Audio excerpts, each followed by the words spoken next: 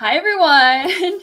Welcome to a new live stream. Today, I have a very special guest, Alex, also known as Utada on social media.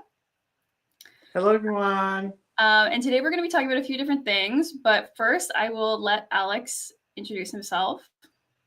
Hey, guys. I'm Alex. I've been a huge fan of Hikaru Utada for millennium, which it feels like in a millennium. But yes, my little handle, my friend gave it to me because growing up, that's all I would talk about. So that's what everyone would call me. So yeah, people in high school still think my last name is Utada. So no way. And with it, if I really do ever shoot to fame, I'm gonna have to snatch that. So how did you become a Utada Hikaru stan? I was gonna ask you that question. Funny enough, I think like most of millennials, American, I was introduced through Kingdom Hearts. It was my first major Christmas gift that I asked my dad to buy me, which was a PS2. And when I was at his house, I would always play. My parents were separated. So when I would go to his house, he had like all the gizmos and gadgets and everything. And at the time, I was obsessed with Grand Theft Auto Vice City, especially because the setting was Miami, and that's where I'm from. So it was like roaming the streets and shooting the people, picking up the hookers. It was a vibe. How old were you at that point? Maybe 9, 8. Not very, maybe 10, maybe maximum 10. Okay. And I really, but I didn't know what I was doing. I was just playing, just to do it. And I begged him. I was like, please, that's all I want. I don't want to have to wait till the weekend to play this game. I want it for myself. So my Christmas gift, I want PS2 and Grand Theft Auto Vice City. And he dropped the Christmas gift off at my grandma's house instead of presenting it to me. And so my mom intercepted it before, and she saw the game, and she was like, mature? Absolutely not. So she took me screaming and crying to GameStop, and she's like, okay, we're going to return this. You're going to get something else. And I remember at the time just being so distraught that I wasn't getting the game that I wanted. So I didn't know any games. So I'm like, what am I going to get? And I remember she passes me the Kingdom Hearts case, and she's like, look, this has Mickey Mouse on it. I'm like, okay. And this clerk is like, yeah, this is a really popular game right now. And so we took it home, and I popped it in, and I kid you not, I was thinking about this yesterday. It was one of those times in my life where I probably will never forget. It was pretty life-changing hearing the title screen and the music starting to play. And when Hikaru started to sing, I'm like, who is this? Kid you not, I thought it was a black lady. I'm like, who is this black lady singing?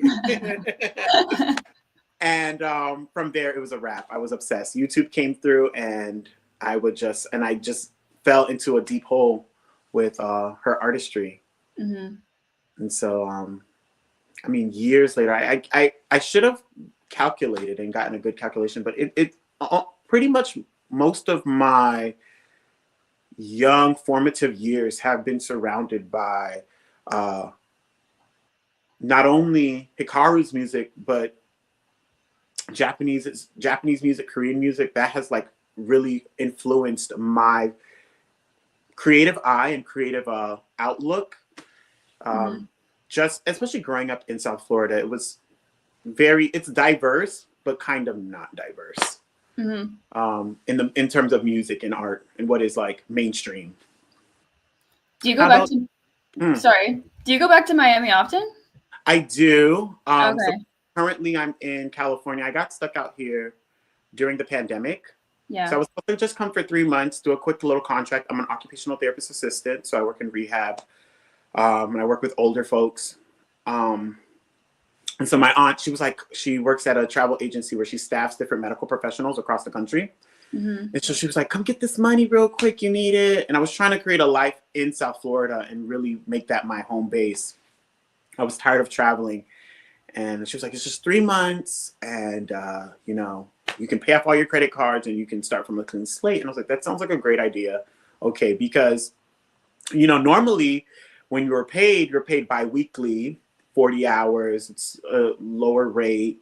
But when you're a traveler, you're considered like an essential need. So they pay you a exorbitantly high rate, and you get Mhm. paid weekly. So I was bringing home what, a minimum of like 1,700 every Friday. I was like, oh yeah, I can use that money. I need that. And I was working 3 jobs, and so I got out here, and you know, the George Floyd things were going on, and then right after that, it was the pandemic. And so I was just like, my boss was like, why are you leaving? You know, you should just stay Mhm. here. I'll give you a good rate, and you know. And so I ended up. This is my first ever apartment. So, Wow. yeah, it's nice. It's gone through some changes, but it's Mhm. always been in through that phase. I've been here like what now, 4 years, but it was always with the phase of the energy of like, I'm not going to be here very long. Yeah. So now this year, my goal is to really mature it up. I have like some posters on the wall I did to like make myself feel at home, but I want to get some of these things like framed and actually like, because I feel like they're artwork. I have some like really up. Probably I don't want to turn the camera, but I do. I have some like really awesome like Utari Hikaru posters and stuff. Can you see them? Yeah. And I'm like, those I'm obsessed with, and I need to get them framed because I feel like it would really bring out their beauty and their importance. Instead of Yeah, you have to get them framed or else eventually they get wrecked. yeah, they are. They very much are. Um, well, let's say hi to people in the chat. Hi. Jeremy said, I'll be waiting in the mirrors of the live stream lobby. Hi, Jeremy. I miss you, babes. I DM'd him on Instagram earlier to let him know we were going live, and he said he was getting the Akoto Kumi light stick out. I know that's right. You should be here. You were supposed to be here. Yeah, let's not pressure him. Mado said, OMG, you guys have the sweatshirt. Did you coordinate that? Yes, we did. Alex did all the work because he sent me the sweater. Period. Up to Canada. It was no. Listen, I really wanted to give you. I want to give you your flowers. I was going to save it to the end, but I am just first of all honored to be able to, you know, have this little platform and gush. And I am so impressed with you. You have like really kept the energy and the fandom going for for in my opinion for the North American side of the globe, you know. Well, of course, the whatever hemisphere we're on, that side, because I feel like we all are in the comments just showing support, and I love it. And you just make me feel less of a weeb and a weirdo seeing you, because you're super fucking cool, okay? I love that. Thank you so much. Yes. I always kind of feel like a failure because this is such a like niche interest. And I like kind of scroll down through my videos sometimes. I'm like, I've been doing this for like 11 years or something, and like my channel doesn't grow. Like, Listen, no, do not think like that. Please. Number one, yeah. first of all, you are doing what so many people like myself wish they do. Okay. You put yourself out there, and it's about you investing in your craft now, and later on in life, who knows? This might just be something that is like documented, like Utada's book. What is it? 10 or Send? Which one is the blog post and things? You know what I mean? Like I don't know. these Yeah, things one of are one of them. Like I love it. Please, you are not a failure in any realm. I rebuke that. Thank you.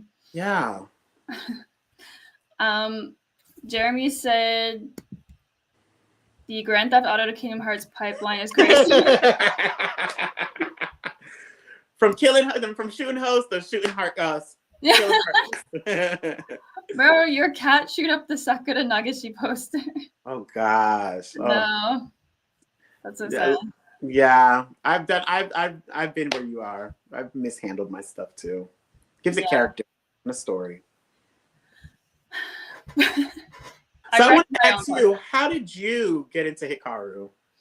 Oh, well, I got into Hikaru many years ago, around like the debut time, I guess, or just after. Really? Yeah, I think I'm a lot older than you. How old are But you? I'm 37. Oh, 7 years. But yeah, I'm just Yeah. not. And the reason I say really is just because like the connection, the access to, I feel like global art forms is it's a lot easier now than what it was even like 15 years ago. You know what I mean? Yeah, for sure. Yeah. So I started out like I was a big weeaboo as a Mm-hmm. kid and teenager. So Mm-hmm. when we got like a cable internet connection, I started downloading stuff on LimeWire and like Kazaa. Yes. And so I would try and download like anime themes and Mm-hmm. like AMVs because Mm-hmm. we didn't have a fast enough connection to download like full episodes. Yeah, yeah, yeah. And that was how I first heard like Automatic. Mm. Because through the anime songs, I started like looking up like I remember the first song I ever heard was "Step You" by Ayumi Hamasaki from Japan. Okay. Yeah, yeah, And I yeah. got into Boa through like Inuyasha. Yep. Every heart. Yeah, and and then I was just like combing through like all the J-pop files like in the MP3s, and I heard Automatic, and then like First Love and Distance, and as that stuff was coming out. So, and then the first Kingdom Hearts game came out, and I was like, I feel like I know this voice. Mm-hmm, And mm-hmm. eventually got the game and like made the connection. So yeah, That is amazing. That is awesome because see, you got the golden ticket. You didn't go through the Kingdom Hearts pipeline, okay? Which I feel like is like everybody, you know, like damn, ain't nothing new. But like you really was there from the beginning. I'm really real. Yes, exactly. No disrespect to like Kingdom Hearts fans though, because I love Kingdom Hearts too. Yeah, yeah. But it just gets Definitely. frustrating when I go to look at like Utada Hikaru news. Don't even get me Yeah. started. And like at the top post is someone like, oh my god, I've listened to Simple and Clean 90 times today. It's like that song is like 22 years old. Like there's new music. Literally. So Not even gonna lie, this might be a little what's the word? Controversial to say, but I press skip when Passion comes on. Sorry. oh really? Just because like I play if I had like a Scrabble for my entire life, I think that's what they call it on the last FM thing, the Scrabble or whatever, where it keeps your like the song count. Mm-hmm. It'll probably be up there like 999,000 times I played it, like on my little MP3 player. At this point, I know every syllable, every ad lib, every woo, yeah. Mm-hmm. Is it one of the ones where like it used to be your favorite and then you just listened it out? Yeah. 100%. Which one would you say is a skip for you in the discography? A skip because I don't like it or because I listened to it too many times? Both. It's like it's different for me. So like the ones I don't really like are Eternally. Oh, yes, it's the ugly stepchild. Yeah. And I mean there's not that many skips for Hikaru, but that one remix off of Science, or was it off Bad Mode? Oh yeah, I know what you're. Is it the PC music guy? Okay. Remix. Yes. Okay, I know. But then other songs, I'm like, Colors is like maybe my all-time favorite Hikaru song, but I don't really listen to it anymore because I just listened to it so many times. Colors is such a great. That was another one that was up there for me. That just held this. It's so lush and like beautiful. Mm-hmm. So I that's my fave for me. I think my top favorite Hikaru song that I probably will never get tired of was Letters. Oh yeah, I love Letters. Letters to me, it was such an honor. I'm getting goosebumps to be able to see her perform that live in August. Oh my! And I was the loudest in the crowd, as you can probably imagine. We know. No, we're gonna get into it. That is my song, and I remember seeing it live on Otaku United 06, and man, such a banger song, so good, and I'm so happy. I was reading one of her last interviews, and they were discussing how it almost didn't make the cut, and something just dropped into her spirit to like, maybe we should add letters to this, you know, and to reimagine it. And because it was a re-record, I think it's a re-record on the science fiction album, and to just hear, you know, it get its justice, because wow, what a beautiful song. Even the lyrics, amazing. Yeah. Jeremy said, did I hear Passion catching a stray? Just a little bit. But it wasn't a stray, babes. It was directed. Beautiful video though. I'm not. It's only because I just overplayed it. It's a beautiful song. No shit. That is her magnum opus of a record. I vote Eternally as well. It's just so shrill and like the forced vibrato. Yeah. Jamal, yay, caught alive. Thank you for coming. Hi, Jamal. Yeah. Letter Supremacy. Only Bomb said, I love letters. Welcome, Only Bomb. Yes. That's my bias in for 21. Oh, really? Mm-hmm. Nice. I didn't know. CL is mine. Oh, we knew. you stand her down, okay? Did you see that clip? I retweeted a bomb like last week where she yawns on stage. She's just sitting there lounging. Can we, for a side moment, do we feel like she is like genuinely naive to the situation, or she's genuinely checked out of her? I think she's just being herself. She's like, I'm fucking tired. Like 100%. Yeah. Stop that. It doesn't, and you know, I'm waiting. I don't know why they're taking so long to announce the North American dates, because they will make money. Yeah. Please, I literally have a poster of them on my wall. Like, I love them down. We travel anywhere. I'm waiting, because even if she came here with all that fuckery, I would be right there like, yeah, you better sit, girl. Put the mic down. I love her so much. Mero said, I would love a Hickey Bossa Nova album. That would be amazing. Yes. I think Hickey would be like very much suited toward that. Definitely. When she did the Christmas song in French, would that be considered Bossa Nova? You remember the one I'm talking about? Yeah. Oak? Imla à l'amour. Yeah, she ate that. Jamal said, Blow My Whistle and Close to You. Are those the ones you hate or your favorites? I feel like that's a fave, because you cannot hate Blow My Whistle. My girls sell units like Michael in the 80s. Come on now. Bomb is tired and has her members' full support. She's doing so much better lately. Yeah, I know at some point in the comeback tour she was unwell. So, yeah. Yeah. And I'm with her because I literally just filled out my standardized test to try to get on my ADHD together, because that shit, I get it. It will fuck up your life, and you will just not even realize. You're just going with the flow. So, yeah. I'm sure it's very hard to tour when you're 40. Neurodivergent, yeah. You want to do what you want to do, and you can't.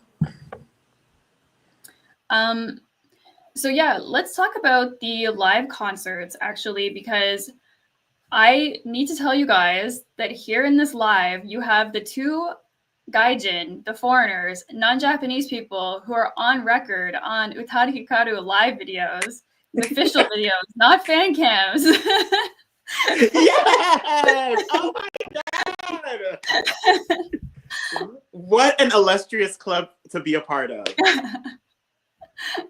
We're the only two I know of. Someone else can come forward, but I haven't seen it. Yeah. Okay.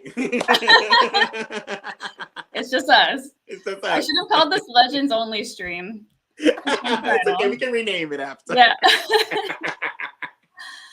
So we had a rather different experience, I think, because the only time I've seen Utada live is in New York City during the In the Flesh tour. Mm. And you went overseas to Japan and saw Mm-hmm. Utada more recently. Mm-hmm. So Mm-hmm. I want to hear about your experience going to Japan, because that was your first trip to Japan, going to Laughter in the Dark, right? Yes, it was. Shout out to LITD. It was an amazing experience. I mean, that trip in its own is a story and a half. I will wrap it up shortly, fast. I should say. But yeah, I remember it being announced to even for that comeback tour, and I just knew that moment I was going to go. You know, knowing, like I said, growing up in South Florida, think about South Florida. Miami is not like the rest of Florida and how, you know, people will consider it the South. It is the southernmost part of the United States, but Miami is not considered the South. It is like very Caribbean, very immigrant. So coming from I'm first generation American, my family is Jamaican, you know, I was always seen as like weird because this is kind of problematic, but I was always like, why do you like Chinese music? And I'm like, it's not Chinese. Yeah. You know? So when that tour was announced, I knew that I was going to be going by myself. I didn't really have anyone to just, for the spur of the moment, have the money or the want to go thousands of miles across the world to go see this woman. Did you get 2 tickets if you won the lottery? No. So they did it the same way that they did this lottery. They did a little different. I'm going to be honest. The way they did the lottery for that tour, I liked a lot better. This one felt a little rigged. But that's another, that's another story for another time. For this one, super cool. She created her own website, which lets me know that if people wanted to avoid scalping tickets and all of those things and having their true fans be a part of it, they would, you know? Yeah. I think the concept of the pop star that Hikaru is elite. Like she is what everyone should aspire to be. Not many people want to give Hikaru the credit, or they don't even know a lot of the times the things that their fave is doing now comes from this person, you know, live streaming new generation. Live streaming concerts, connecting with fans via blog posts, you know, these were all done by this person. So the website was created, and then through the website to sign up, you had to, for your profile, you had to take it was like you're applying for your visa or your passport. You had to take like a headshot. Yeah. They had like parameters of how the background should be. You uploaded it, and then you chose 3 shows that you wanted to go to. Your first choice is the one you really, really wanted to go to, and then 2 second choices that if you couldn't go to your first one, what were the other 2 that you would want it to go to? Okay. So being a stan, my favorite live concert of Hikaru is Utada United. I knew that one took place in, I think it's Yokohama, right? I don't know. Yeah, I think it's at the I think it's at the Yokohama arena. So I think that's what I went for, that arena, because I'm like, oh, that concert was fire. That location was beautiful. I want to do it there. So that was my main choice. And then the last choice happened to be the date that fell on the 20th anniversary. Not putting 2 and 2 together, I should have made that my first choice, but everything works out for a reason. And I was selected to go for the 20th anniversary show. Oh. So I checked the results, and I was on the phone with my mom, and I lost it. I immediately thought that I wasn't going to go. I didn't think I had a chance. But to see that I won, and for that show, my mom was like, we're going together. I'm coming with you. It was awesome. Unfortunately, the morning of me going to the airport, the couple days before I was in the hospital, I was not doing well. And I was like, I need to go. I'm not giving up this trip. This is a once in a lifetime opportunity. Give me the meds. I'll do what I got to do. And so that was one thing I was dealing with. And then as I'm putting the suitcase into the Uber to head to LAX, I get a phone call from my best friend that my other best friend passed away that morning. Oh my God. What? And so literally, like, my biggest dream, everyone always knew how big people always ask me, like, when are you going to Japan? Are you going to Japan? And I would always say, I'm only going to Japan when I can see Utada in concert live. I said that for years. And so it's like I spoke it into existence, and that was what was happening. But now I'm going on this once in a lifetime trip, which at the time felt like a once in a lifetime. And one of the saddest things in my life happened. And I just remember I was like shell shocked, and I cried, and we got to the airport, and I'm happy again. And then I get on the airplane and I'm crying. It was the wildest emotional experience of my life. So the concert, I was able to attend, but I was not doing well physically or emotionally. But it was like God knew how important that event was. So it was like he covered me in like a bubble. I felt no pain. Let's call it adrenaline too, you know, if you're not a believer. The adrenaline was super, super high. Had a fabulous time. Screaming. I was way in the back. Way. Yeah. I would think I was in the front. I had such a great time. And as soon as I got out of the concert, the taxi had to take me and my family to the hospital because I was not doing well at all. Oh my God. Yeah. It was crazy. But the concert was fabulous. It was awesome. Beautiful experience. That's so hard. I'm so sorry. Yeah, thanks. But I know your friends wanted you to go. Yeah. For sure. So yeah.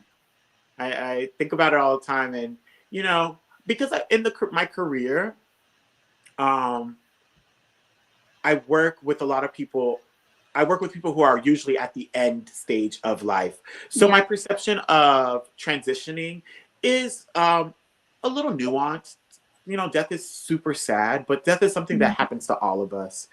And, you know, I found a lot of comfort in Take 5. You know, that's a beautiful song that deals with the subject of transitioning and losing someone and mortality.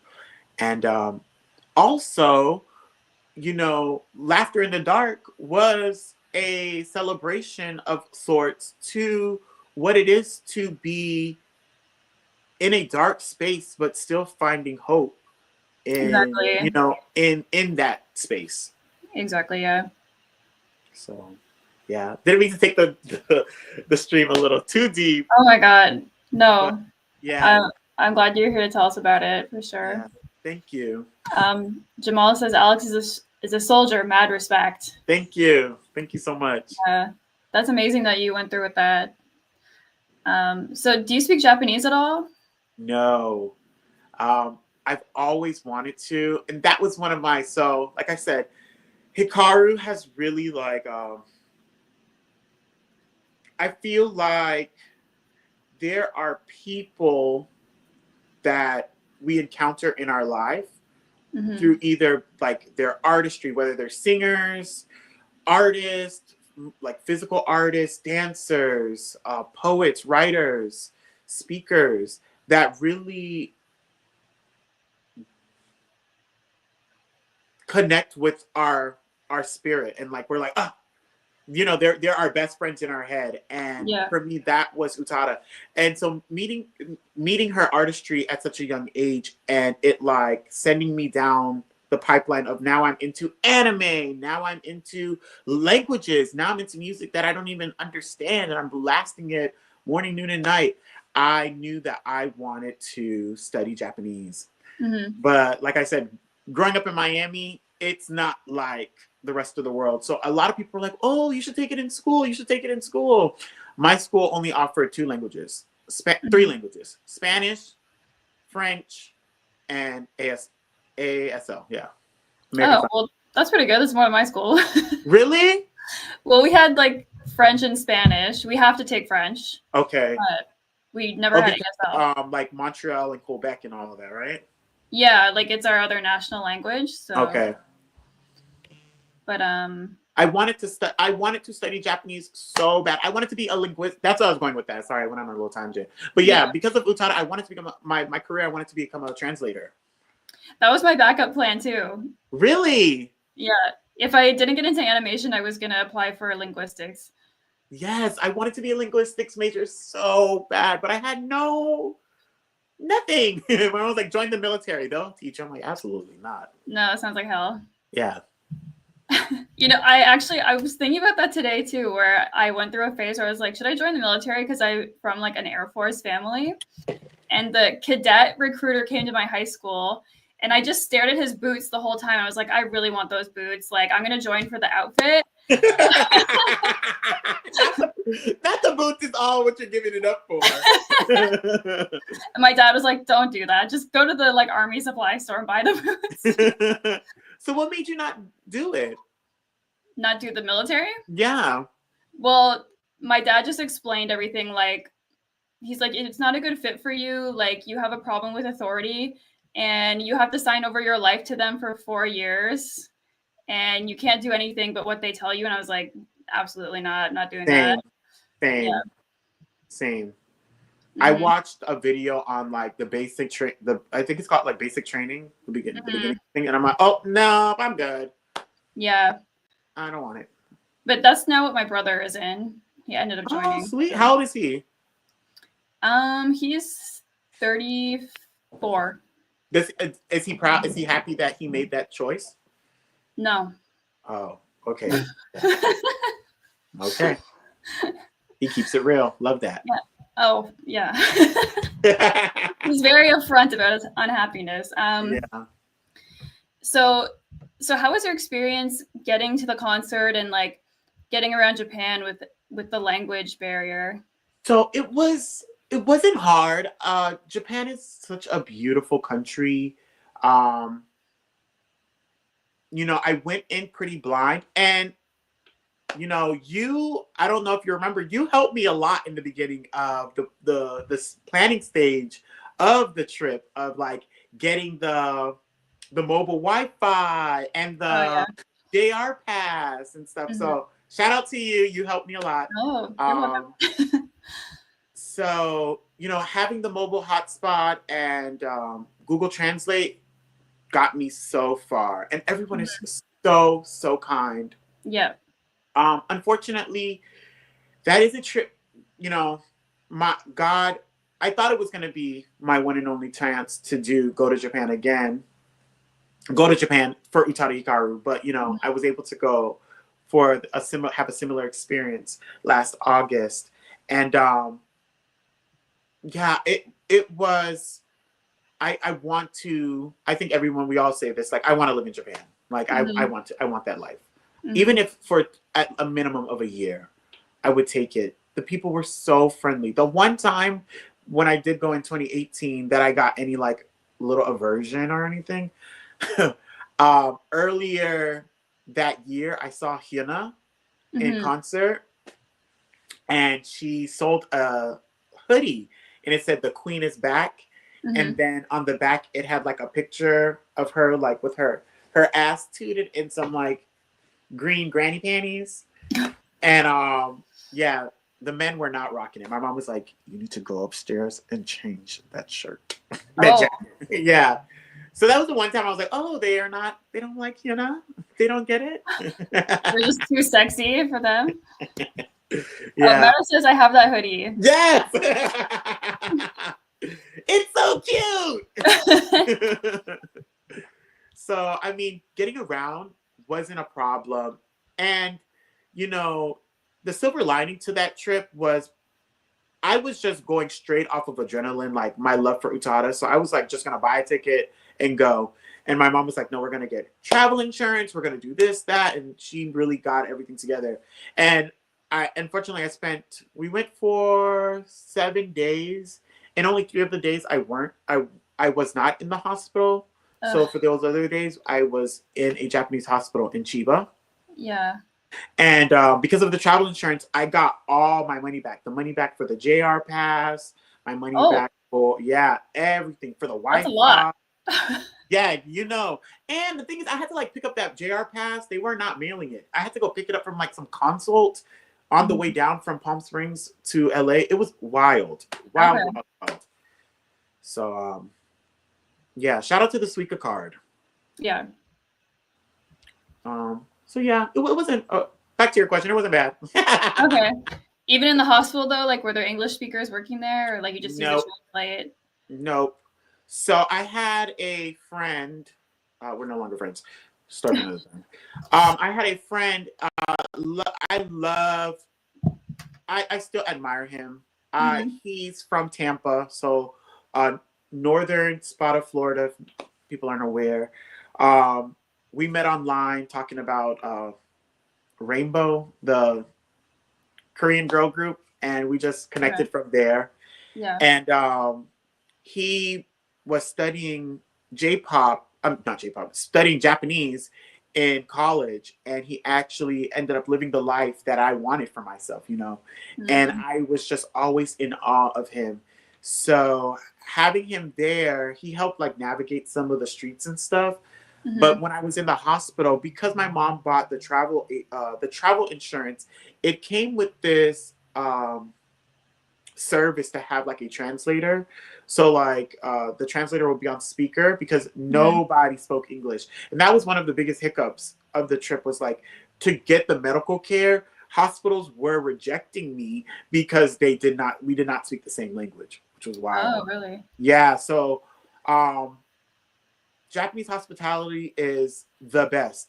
Yeah. 3 people from the hotel, 2 of the main like chief operators of the hotel. I stayed at a very posh hotel. It's called the Hotel Manhattan. 2 and 1 of the front house people, they went with me to the hospital 3 separate times. Like sat next to me, translated what the nurse was saying to me and my mom. I am like forever grateful for them. Like it was a trip of a lifetime in its own right, you know, to be sitting in a foreign country and still treated like family. These people did not know me. That's amazing. It was amazing. It was epic. And I think, you know, not to take the string there, but you know, as a Black person, you know, you're always worried about, are people going to mistreat me? You know what I mean? Am I going to be treated like an other? And I think, you know, a lot of times we'll see videos of people in China and not, you know, personal space isn't respected, or, you know, being asked weird questions. When I tell you, did nobody look at us in Japan? Like, nobody's like touching you, or, you know what I mean? It was, you felt like a person. I never experienced any kind of racism at all. And not that you look to see if you're going to be treated that way, but to just have a great time, feel safe, feel respected. Yeah, epic. The hospital was rinky dink as hell. Like, you have to crank up the bed. You have to like the IV is like the old timey gravity IV. Like, everything is old fashioned. I was blown away by that because, you know, we think of Japan, we think of like technology. They're in the future. And my friend at the time, he said the thing about Japan, they have a hard time with tradition, and if they can make it easier, they will choose not to, because this is how it's always been. So and they do the whole like, don't fix it if it's not broke. That that as long as the old beds are working, they're not going to replace them. Yeah, after 8, lights out. So I'm like, okay. So were you staying right in Tokyo? So I was staying so for Laughter in the Dark, I stayed in Chiba, which great enough. The hotel that I wanted to stay was in the same vicinity. Mhm. It was amazing. There was a huge promenade for shopping and everything. So I was able to just walk on over, which I found out Chiba is a part of Tokyo, but it's like more suburban. Yeah, it's So like next to the big city. yeah. So it was cool, but we still had to like get on the JR Yep. and like to get to this to get to like the things. Um Going to science fiction, um my friend actually was the one who won the tickets. So, and we were already going together. That was amazing. And we got the Yoyogi spots. So, right in the heart of Harajuku. And there I was staying in Shinjuku. Okay. Yeah. Nice. So, that's where I got to experience like what it felt like to be in the middle of the hustle and bustle. Mhm. So, but actually, although those were my two times seeing Hikaru perform live, years before that, I was one of the lucky few that got to see her during the Sephora run. Oh my god, Yes, yes. I don't know if I told you that. And funny enough, I was going through some photos yesterday, and I came across this photo of it. And I was like, "Oh my god, this is perfect!" I'm gonna show you. Um, so Utada was promoting This Is the One. And then yes, you were a part of the uBlog era. Mhm. So uBlog was talking about it and everyone were talking about like this potential tour, promotional tour coming up. And when I saw Miami on the list, I begged my mom. I said, "Mom, please, please, can I go? Can I go?" But it was on like the middle of the school week. She Yeah. was like, "You're not missing school for that. No, you're going to school." And I was so disheartened. And it happened to be like this random Jewish holiday, and we had the day off. Hey! And so, like I said, growing up, I was always the only person who knew who Utada Hikaru was, So I just, it no longer became this weird thing. It just was me. So I remember in high school, my freshman year, 2009, I'm walking home off the school bus, and a whole bunch of us are walking, and I'm listening to Prisoner of Love in my headphones. Mhm. And I'm bopping my head. And this girl, she's standing we're walking together. And she's like, "What are you listening to?" And I'm like, "Nothing." She's like, "No, no, no. What are you listening to?" I was like, "It's okay." I literally said, "It's okay. I'm not gonna go down this weird route with you." And she's like, "Are you listening to Prisoner of Love?" And I was like, "Huh?" And she's like, "I love Utada Hikaru." I was like, "Ah!" And we literally screamed, and from there we were Yeah. connected. Um, and so she became such a close friend. That is one of my closest friends. And we ended up finding out later on, like a couple of years later, that our families are even friends. So super cool. So Yeah. she tagged alongside me, and this was us waiting outside. Oh, yeah. I, I had my grandfather drop us off at 10 a.m. And can you believe there were already people out there lining up? It was Yeah. wild. Mhm. So that was an epic moment. So I've seen Utada 3 times. I Yes. feel so blessed and lucky. I wanted to go to that so bad. Where was it? Where was it near you? I would have gone to the New York City one, Uh-huh. but I found out about it super last minute, so I kind of just, Oh wow. yeah. And But that then, one was thick. oh I yeah. was seeing the videos and everything. Mhm. That one was wow. And the Miami one what got pretty big toward later in the day. Which was crazy though was like they were actively blogging during that time. And I Yeah. remember one of their blog posts, she was saying how someone, as she was leaving, I think it was in New York, as she was leaving New York, leaving the show, someone had asked for an autograph and she got really scared. And she was saying, "I'm so sorry. I wish I could go back and sign it." And so when my chance came to see Hikaru, not only was I offered the opportunity to ask a question, which I totally bombed, I got so scared. I wasn't expecting to ask a question. I wish I got to ask a question. Mm. But all I could say is, I love you. And everyone started laughing. But as she was exiting, she came down right in front of me and I pulled out my pen and my Ultra Blue CD. Yeah. And I was like, Hikaru, would you sign? And she was like, of course. And she signed my CD. Oh And my God. she handed it back to me. And then everyone was like, oh my God. I was like, you can keep my pen. You can keep it. And she was like, thank you. And she walked around and signed everybody else's thing. And I'm like, hey! Oh, you started the train. Yes, I got the redemption. Do you have the signed CD there? Oh God. Oh my, I don't even want to tell you. Oh. Stupid me, when I was moving from Florida to California to live with my aunt for a while back, like I think I had just graduated college. And me and my mom were kind of in like a weird space. So it was like I was kind of angry packing. And I'm like, I'm getting my shit out of this house. And I put all my CDs that I have collected over the years in this box. And then I put it on the USPS shipping service. Mm-hmm. Terrible. The box came back broken. Clearly the CDs had fallen out of the box. All of my CDs, the jewel cases were either cracked, missing, destroyed. So that CD was one of the CDs that got destroyed. Oh my God.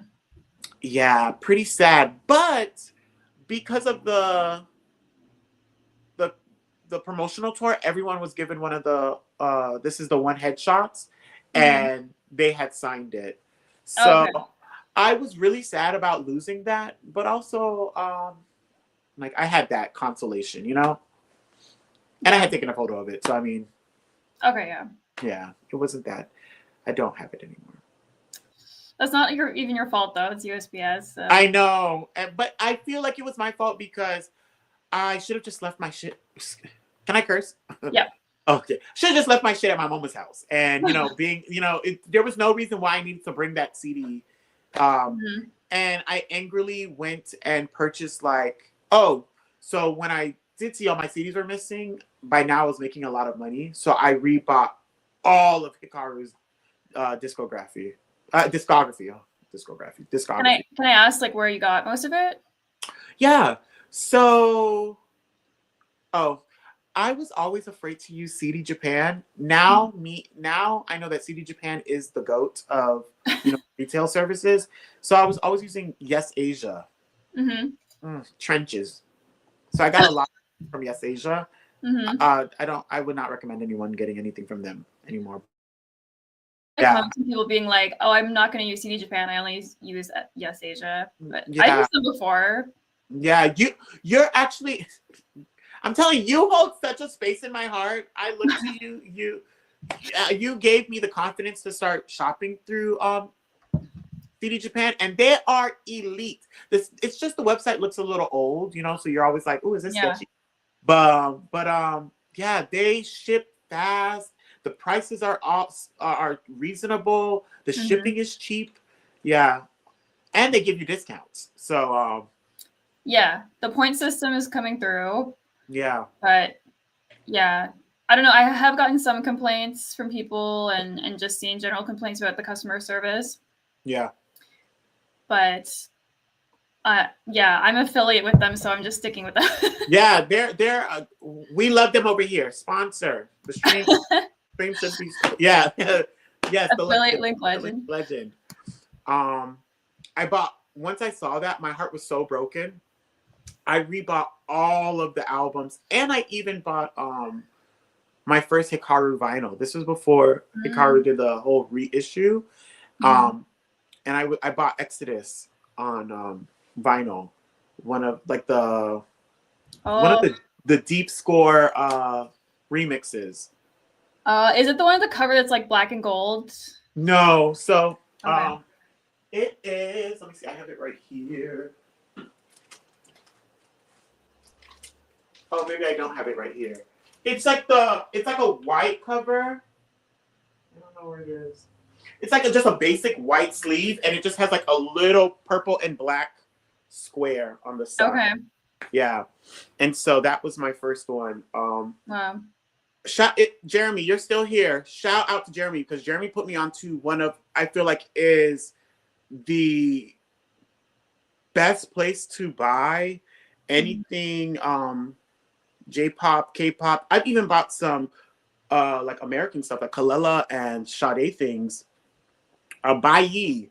Bai Oh Yi yeah. is awesome. Can you believe I got this for $5? These two. I think each of these were $5. What? $5. Seriously? I need to go back on there. $5. Wow. Total $10. And great condition, no issues whatsoever. Like I felt like I hit the jackpot because I remember when I first was looking on eBay, they were selling this for like $75, $80. And I was like, I couldn't make myself buy it for one song, one record. Yeah. So we love Bai. No, that's so lucky. So I want to go back to Laughter in the Dark. And can you tell us the clip that we can hear you on the Blu-ray and DVD? So, I don't know what Hikaru gave a couple. Eventually, because it went on Netflix, we got the subtitles, so we were able to hear during like when they were talking, you know, to the crowd. And I realized in the beginning, she was like, you know, be careful so you don't hit anybody or whatever. Unfortunately, I lost my mind. I was going crazy. I actually bumped this lady in the front. I'm like, ooh. I was sitting back watching me. I was like, oh, that's why, because she knew I was in the crowd. The lady was so mad. She ended up like putting her jacket over her head, and she was like, the entire concert because I was out there dancing and stuff. But, you know, I have gone to concerts, especially alone, a lot once I moved to California because I just didn't have any friends out here. You know, I was always by myself working and stuff in these random places. So I would just go to concerts and have fun. And so I ended up learning to enjoy my own company. And even if the crowd isn't dancing, I'm a dance because I paid my money. So I wasn't really privy to how Japanese the culture is, especially when it comes to live music.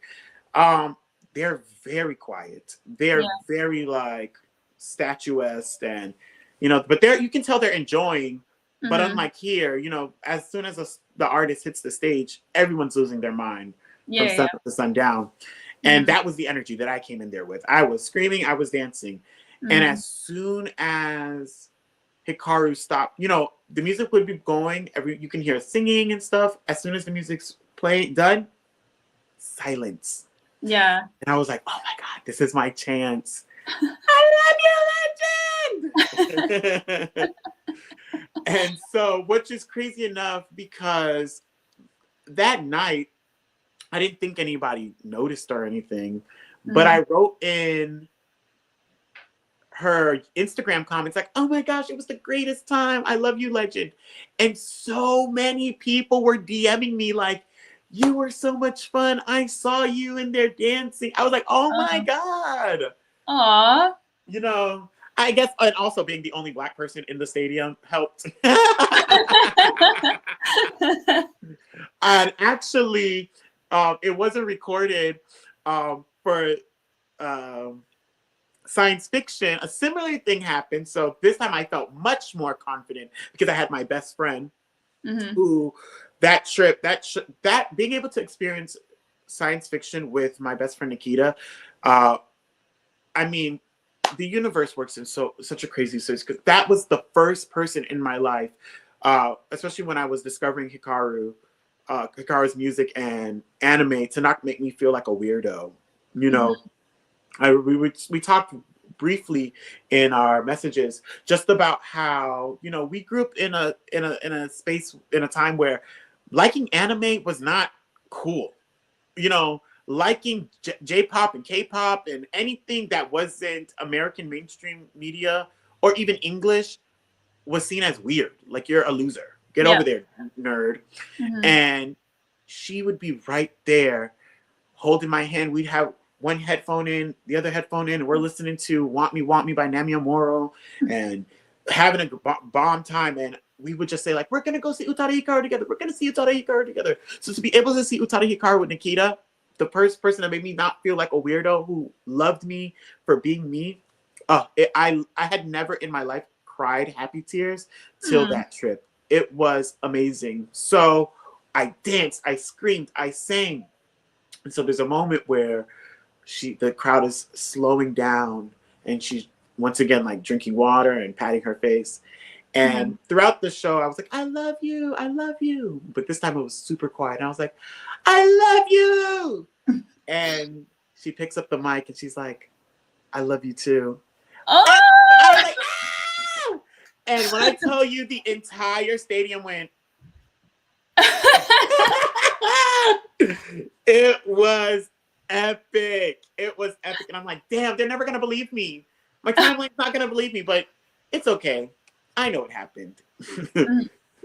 So, you know, being able to be, especially to have it on, when I didn't know that show was being recorded. I knew that it was a very special show for the 20th anniversary, but had no idea that it was going to be recorded. So when I was sitting at home watching the premiere on Netflix with my my boyfriend at the time, and hearing my voice come through the speakers, like, I was flabbergasted. I called everybody in the house. I'm like, y'all gotta see this. I'm a celebrity. Yeah. That's what Mara was saying. Can't believe you both are celebrities. Yes. Literally, I'm like, I am in the Hickeyverse, the cinematic, cinematic, what do they call them? Marvel Cinematic Universe, whatever. You get it. Sure, yeah. I'm a part of it. Not only have you had those 3 personal interactions with Hikaru, you also got Hikaru to answer your question during an Instagram live, which I was so pressed about because I kept trying to get her to answer my questions. But you got one! I did eventually get one. You got your username spoken on the pink blood print. The pink blood print, yes. I mean, so going back to little old me, 15-year-old me, 2009, you know, fumbling my opportunity to be able to ask Hikaru that question. And genuinely, you know, the question I asked was, in regards to heartbreak, I think, why is getting over someone so hard? I think that's what it was. Or painful. One of the two. Yeah, how do you get over the pain of... Yeah, of breaking up with someone. And genuinely, that was because I was going through a really, really traumatic breakup at the time. Yeah. It was super unhealthy. Super traumatic. And because me and Jeremiah, we connected over Hikaru too, you know? So that he says that I have ruined Utada Hikaru for him because of how, me liking Hikaru so much and we connecting over there, he can no longer listen to it because, you know, it brings it back to, weird. But to see her answer that question and give me such a thought, like, it wasn't just a like fluffy answer. It genuinely was like having a moment to connect with my favorite artist, and for them to give me something that on the ride home and seeing that, I thought about it. I'm like, oh my God, they're right, because it wasn't a healthy relationship. It was almost close to substance abuse. You know what I mean? And the using sex like a drug and the connection, but knowing that emotionally we shouldn't have been together, but it was just licking a wound within myself. So did her answer kind of like 100% help you? And 100%. I'll be honest, I still go back sometimes and watch it and to take it in, because right now I am single, but Mhm. also, I love my ex, and you know, there are things that I want, I have hopes for in the future, and so I go back and I watch, and just to make sure that reminding myself to not use affection or connections um, as a escape. Mhm. People aren't escapes. You got to Yeah, be whole before you connect with someone else. that was kind of Hikaru's answer from what I remember was like some relationships you use like a A bandage, band-aid, yeah. yeah, for something in yourself, and yeah. Yeah, I mean, that was, and I had just wrote that because, I mean, at that point I didn't know what else to ask. I feel like, and I think they answered that question because I realize in the scheme of what celebrity is or being someone's favorite musician, you can answer, and I know she's tired of the Kingdom Hearts questions and this question. I Mhm. think, and especially because of who Hikaru has shown us who she is as a person, she just wants to be a human and be respected as for her artistry. She has so Yeah. much more things to offer us, Mhm. more than just talking about what did she think. Did she think that this was going to sell more albums, or album sales or whatever? Yeah. She's such I there's people who are singers, and then there are people who are artists. Hikaru Mhm. is an artist through and through. A real artist. A real artist. That last interview they did, I don't remember who the guy was. We talked about him briefly in Mm. the Yeah. that it I mean, I don't know if he had some like scandals around him or whatever, weird things. But I mean, he asked some good questions, and to know that Hikaru was like, I think they disclosed that they did like self harm and Yeah. things like, oh, I love her. Mhm. She's so relatable Yeah. and breaks down that prim and proper pop star. Everything is great Mhm. over here. Like knowing, we always knew that Hikaru's mom had some type of situations going on, but for them to become so candid and talk about the mental health Mhm. and the stereotype that comes with it, especially being in a country like Japan, amazing, amazing. Yeah. I think that's something that's come with age from Hikaru too. Yeah, Because like, and she was a child when she was on TV. Like, she should have been guarded as she was. But I think now she realizes, like, after going away and coming back and being twice divorced and going to therapy a lot, and like, she's coming from a place of like, I have absolutely nothing to lose. nothing, The best everything to art gain. I can make is by being authentic, and the best connection I can make to the listener is by being authentic. So, 100%. I remember hearing the news about the hiatus, and that was for the wildlife uh, yeah. tour. Did you watch it live? Yes, I did. Did Yes. you too? Yeah. I said, Mom, please, can I stay home from school? And she was like, all right. And I stayed home from school, sat in front of the computer, and watched it. It was amazing.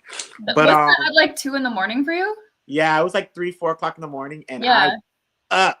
You could never get me up for anything else, but I was up, I ready, know. in the front with my comforter, and I watched it. It I was did the same amazing. thing. Yes, I was so, because I think we're on the same coast when I'm on the east, same time zone when I'm on the East Coast. So yeah, we were. Yeah, It Florida. was, yeah, it was amazing.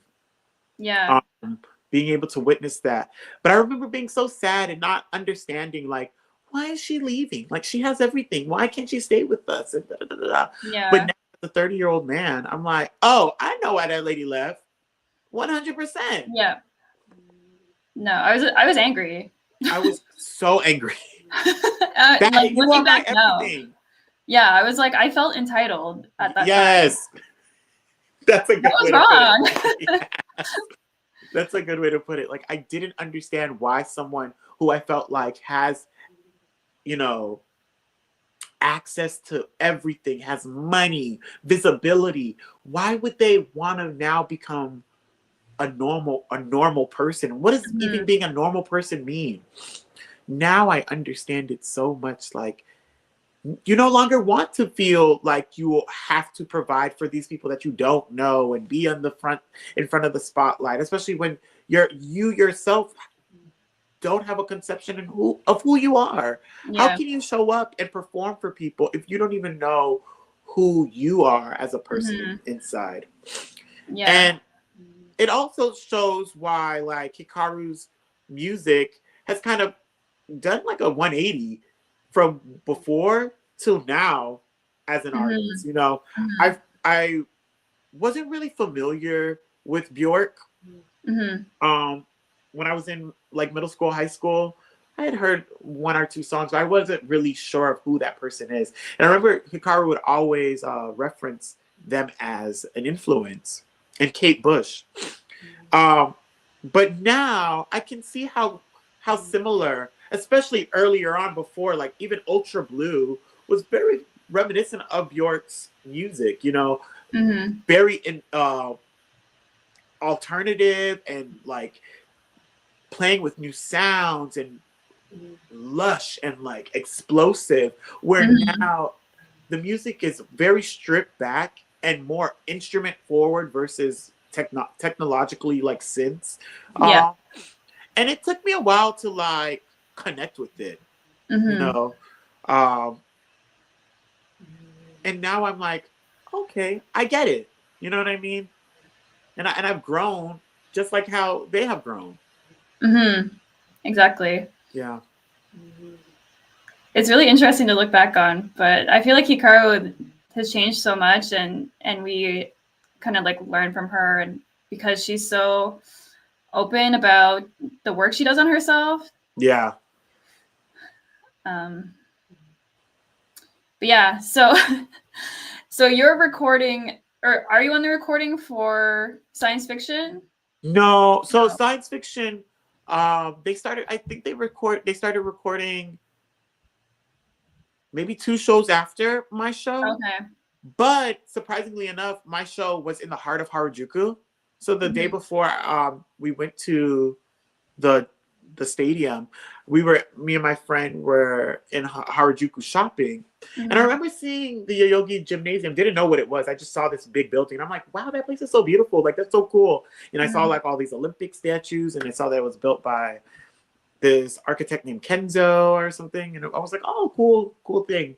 And so then I'm like, okay, we got to go to the Yoyogi Gymnasium. And we end up back in Harajuku walking. And I'm like, oh, this is crazy. We get to go inside here. And then finding out that that was like, do you remember when Beyonce went on tour for Renaissance? All the celebrities came out to the LA show. Like Yeah. the LA show was like the show to be at. Everybody Yeah. was in there. That was what the Yoyogi show was. Oh. Yeah, so many celebrities were there, and it was amazing. And um, because I didn't have access to the tickets, my best friend had access to them, so I just knew we had the tickets. You know, I wasn't really tripping about where we were sitting. I was just Mhm. we could have been in the parking lot. I would have been happy. You know, Yeah. um, there was a bit of like a little debacle trying to get the tickets because we had to use that app, and Mm. you know it was region locked, and so Oh. yeah, we had to bring our passports. We ended up getting the tickets. Let me see. I think I have it.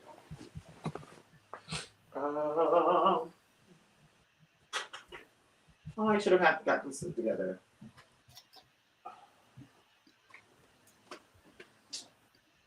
I don't know what I did with that ticket. Oh, I think it's in here.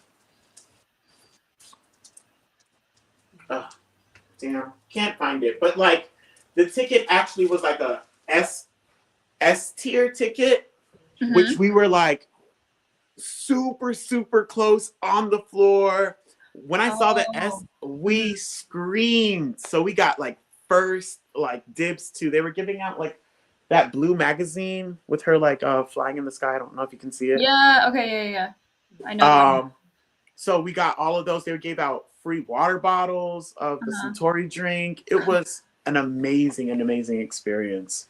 Unlike for Laughter in the Dark, you had to show your ticket, but your ticket had your picture near it, so you couldn't transfer anything and anybody. Mhm. And when I found out where I was sitting, I was way in the back. I was in the parking lot. um. Okay, can I tell my story of seeing Absolutely, Utada? I want to know 100%. Okay, so at the time I was working at a place where we weren't allowed to go on the internet. Really? What? Yeah, I worked at an animation studio, but like the internet was all blocked. Oh my gosh. And I didn't have a smartphone at the time either. So this is like back in the day. Remember, it was like first generation iPhone. Yeah. Like iTouch. Yeah. So I had to get my roommate, who was unemployed at the time, he was at home to like go on as soon as they went on sale and buy the tickets. What website did they use? I don't remember. Okay. Nikachu Hikari. Whoa, Wikipedia is live. Yes, it was Alex. And so he secured the tickets, and they were so cheap. They were like $40. Yes. Yeah. And my partner was just my friend at the time. And so we were planning on going together. And then between the time that I bought the tickets and we left for New York, we got together. Oh. And it was like our first trip together as a couple. Sweet. And he was like pretending to be into Utada Hikaru and stuff at the time, like pretending to be into my interests and everything. So he doesn't like her? He does. He kind of respects her. Like he's like a very supportive partner. Like he asks me about her all the time and like. Love that. But it's not the only music he likes is like 80s hair metal type of stuff. Okay. But yeah, so we were staying in New York for like a few days and had never been there before. I'd been to like the outer parts of New York State as a kid, but not New York City. Yeah. So we got a hotel right in Times Square. Ooh. And yeah, so then we went to the venue like after lunch to line up. And this is January or the beginning of February. Okay.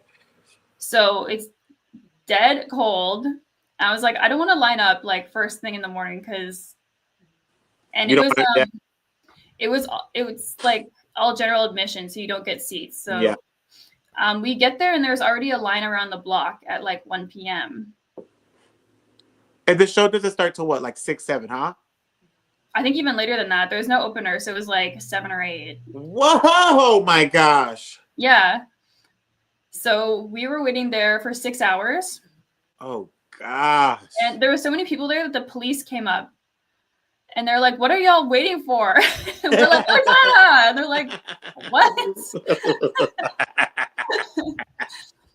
But my boyfriend was like really supportive. Like he would go out of the line and like go get drinks and like food and come back. That's a good one. And at one point, the staff came out and handed out hot chocolate to everyone in line. Aww. And I actually made friends with the guy standing in line behind us. His name is Shane. Okay. And we're still like mutuals online. I love that. And he is like a big IU stan. And he was like, we were kind of like in a joking way, kind of testing each other to see who was like the bigger Utada stan. I was like, I watch Utada United every day. I can name the whole set list in order. And then he's like, I can too. And then we both just started doing it. That's how you know they're a friend forever. And he had a friend with him as well, but she wasn't as big of a fan. So I'm not really in contact with her anymore. But yeah. So we finally get in after waiting outside for 6 hours. And we got kind of a decent spot, like halfway in the venue. It was like a very small, like, it was the Fillmore. Yeah. I'm familiar with those like clubs. But yeah, it wasn't like super small, but not big either. Yeah. So we had a good spot, like right in the middle. Of course, I wanted to be in the front, but that wasn't happening because there were people that camped out there. From the night before? Yeah. That is wild. Yeah. Utada, I can't remember if she says it right on the in the flesh like recording, but when I was there, they told her while she was on stage, like, we've been here all night to get in the front. And then she like tells everyone in the crowd, and she's like, I just have one thing to say to you. You're crazy. Literally, I don't. That's the other thing about Utada that I love. I don't think they really know how big of a like juggernaut they are in terms of like fans. Mm-hmm. That is wild. I think that's why Utada doesn't have a fan club still too. Is like it seems a little too like self-serving to her. Like yeah, because that would help a lot of the ticket issues. I feel if we got like 100%. A fan club, like first dibs on the tickets for 100%. Those big tours. 100%. But I'm pretty sure In the Flesh was sold out or almost sold out. Really? But, yeah. And I ended up buying 4 tickets, but then like 2 of my friends didn't come, so it was just me and my boyfriend. And anyway, yeah. So we finally get in the venue. You're not allowed to record or like anything like that. And we're waiting so long. I'm pretty sure Hikaru was an hour late. Hell no! And like they kept doing these things where they were like testing the lights and testing the sound system after we were all already in there. And we would think, the whole crowd would think every time like Hikaru was about to come out. So we would start screaming and going apeshit. And then like the house music comes back on. We're like, oh my God, when is she coming out? So wait, you said you didn't have an opener. No. Wasn't the Mike Rizzo guy, he wasn't the opener? The DJ guy? So what the hell was he? Oh, okay. Yeah. You remember him, right? I remember the name, but... Yeah, he was connected to, like, because I had even emailed him, like, are y'all coming to Miami? And he was like, no, we're not. That's crazy. It must have been just for, like, 1 or 2 dates, I think. Yeah, I guess so. But... Do you remember what time they started? No. You just know it was late as hell. It was just very late, yeah. So it was just torture, but the show was really good. Hikaru's vocals kind of were struggling in some points, but it was just like that moment where it's like the adrenaline, like you're saying, you don't really process the details. It's just like, oh my God. And then I was doing the same thing as you, where I was like waiting for a quiet moment and I was gonna like scream something. And I know I have like a fairly quiet speaking voice, but like I can yell really loud. Yeah. So oh, good night, Nikachu. Sorry, I missed your message, but hope you have a good night. So at a quiet point I yelled, Canada loves you. And Hikaru like looks up and she's like, what loves me? And I'm like, Canada. And she's like, Canada? She's like, does New York love me? And everyone's like, woo, like going crazy. I'm like, whatever. She didn't get it. But there was this one guy in the very front who kept heckling, sort of like. I was going to ask you, did that happen at your show? Yeah. Yes. Okay, what happened? Tell me the story. I couldn't even hear what he was saying. I just kept hearing him like trying to talk to Hikaru between every song and like yelling. But I couldn't hear what. And there was one guy who was like, show me your boobs, which was like, I know. Yes, Matt, with the stop talking moment. That's when Hikaru was like, stop talking. It was like to this guy in the front row that kept heckling. Yo, that will never. Men are so trash. I know. Like, everyone was like shook when he said that. Everyone's like, did he say show me your boobs? Everyone's like whispering about him like. That is so. And my thing is like, you pay money. You know, this isn't like some free thing. Like, you paid money to attend this person's show, and then you come to like make them uncomfortable and be disrespectful to them. That is wild. Yeah. And Hikaru even said, like, I have family here tonight. Like, their cousin was like on the balcony. And... Yes, I remember them talking about their cousin there. Yeah, like, ew. I know. Do you remember UtadaNet? Oh, of course. Okay, love UtadaNet. I did some cringe things on there. Ooh. I hated it there. Hated it there. It was very elitist. Very elitist. Yeah. But I remember somebody started a forum of Utada Hikaru boobs. Oh. Yes. And was like cropping different photos from different, like, either a photo shoot or a paparazzi shot that was just like only her tits. And I will never forget how wild that was until one of the moderators like took it down. It was going on for probably like maybe 2-3 days. It was crazy. And yeah. So somebody saying show me their boobs, show me your boobs. It was probably that motherfucker. It was so yeah, weird. That forum was like there. I remember there was another, I didn't see the boob one, but there's another thread where people were posting just their photoshopped pictures for some reason. And one of them was like one of the shots where Hikaru was like sitting on the floor with their knees drawn up. And they had photoshopped it so she was like shibari, like the bondage with ropes. Yeah. Yeah. People are such, that is one thing I have learned coming into my like later turn life, later in life, that like people are just weirdos. Just weird. And they're such hypocrites. Like I posted, remember when Jasmine debuted, the J-R&B singer? Yeah. So I posted her on UtadaNet, and she has like swearing in like the beginning of a song. Yes, all her songs. Yeah. And so I shared it, and then like someone comments like, oh, there's like an F-bomb right at the beginning of the song. Like, I'm disgusted. Never listening to this singer again. I'm like, girl, there's like really weird posts on here. Like, this is the least of your problem. Yo, you ain't never lied when you said hate it there. Because it was either UtadaNet or uBlog. But uBlog really didn't offer the forums. The only time you got to like connect with connect with other like-minded individuals were if there was like a new recent update.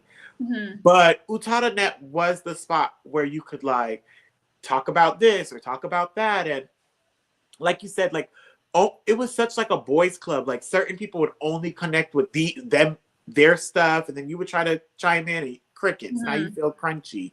Yeah. Hate it there. For real. But one last point from the Utada show in New York was there was this guy that was kind of moving a little bit through the crowd, and he was really tall, like tall, skinny white guy, like nerdy with, Yeah. And he came over near us and he was doing this dance during certain songs where he would just like throw his arms like this. And now you're like getting bunks in the head.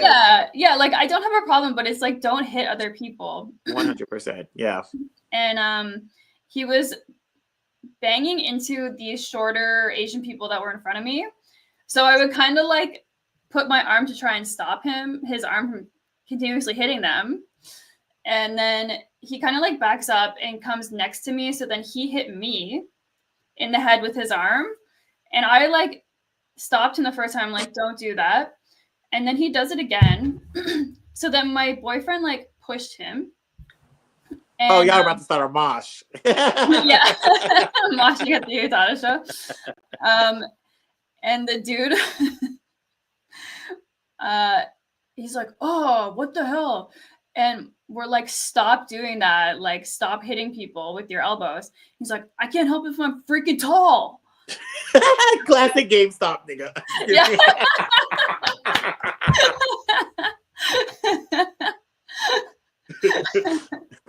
Classic GameStop person, yes. So he ended up moving away because like I'm sure he was afraid we were gonna like report his ass. Kick his ass.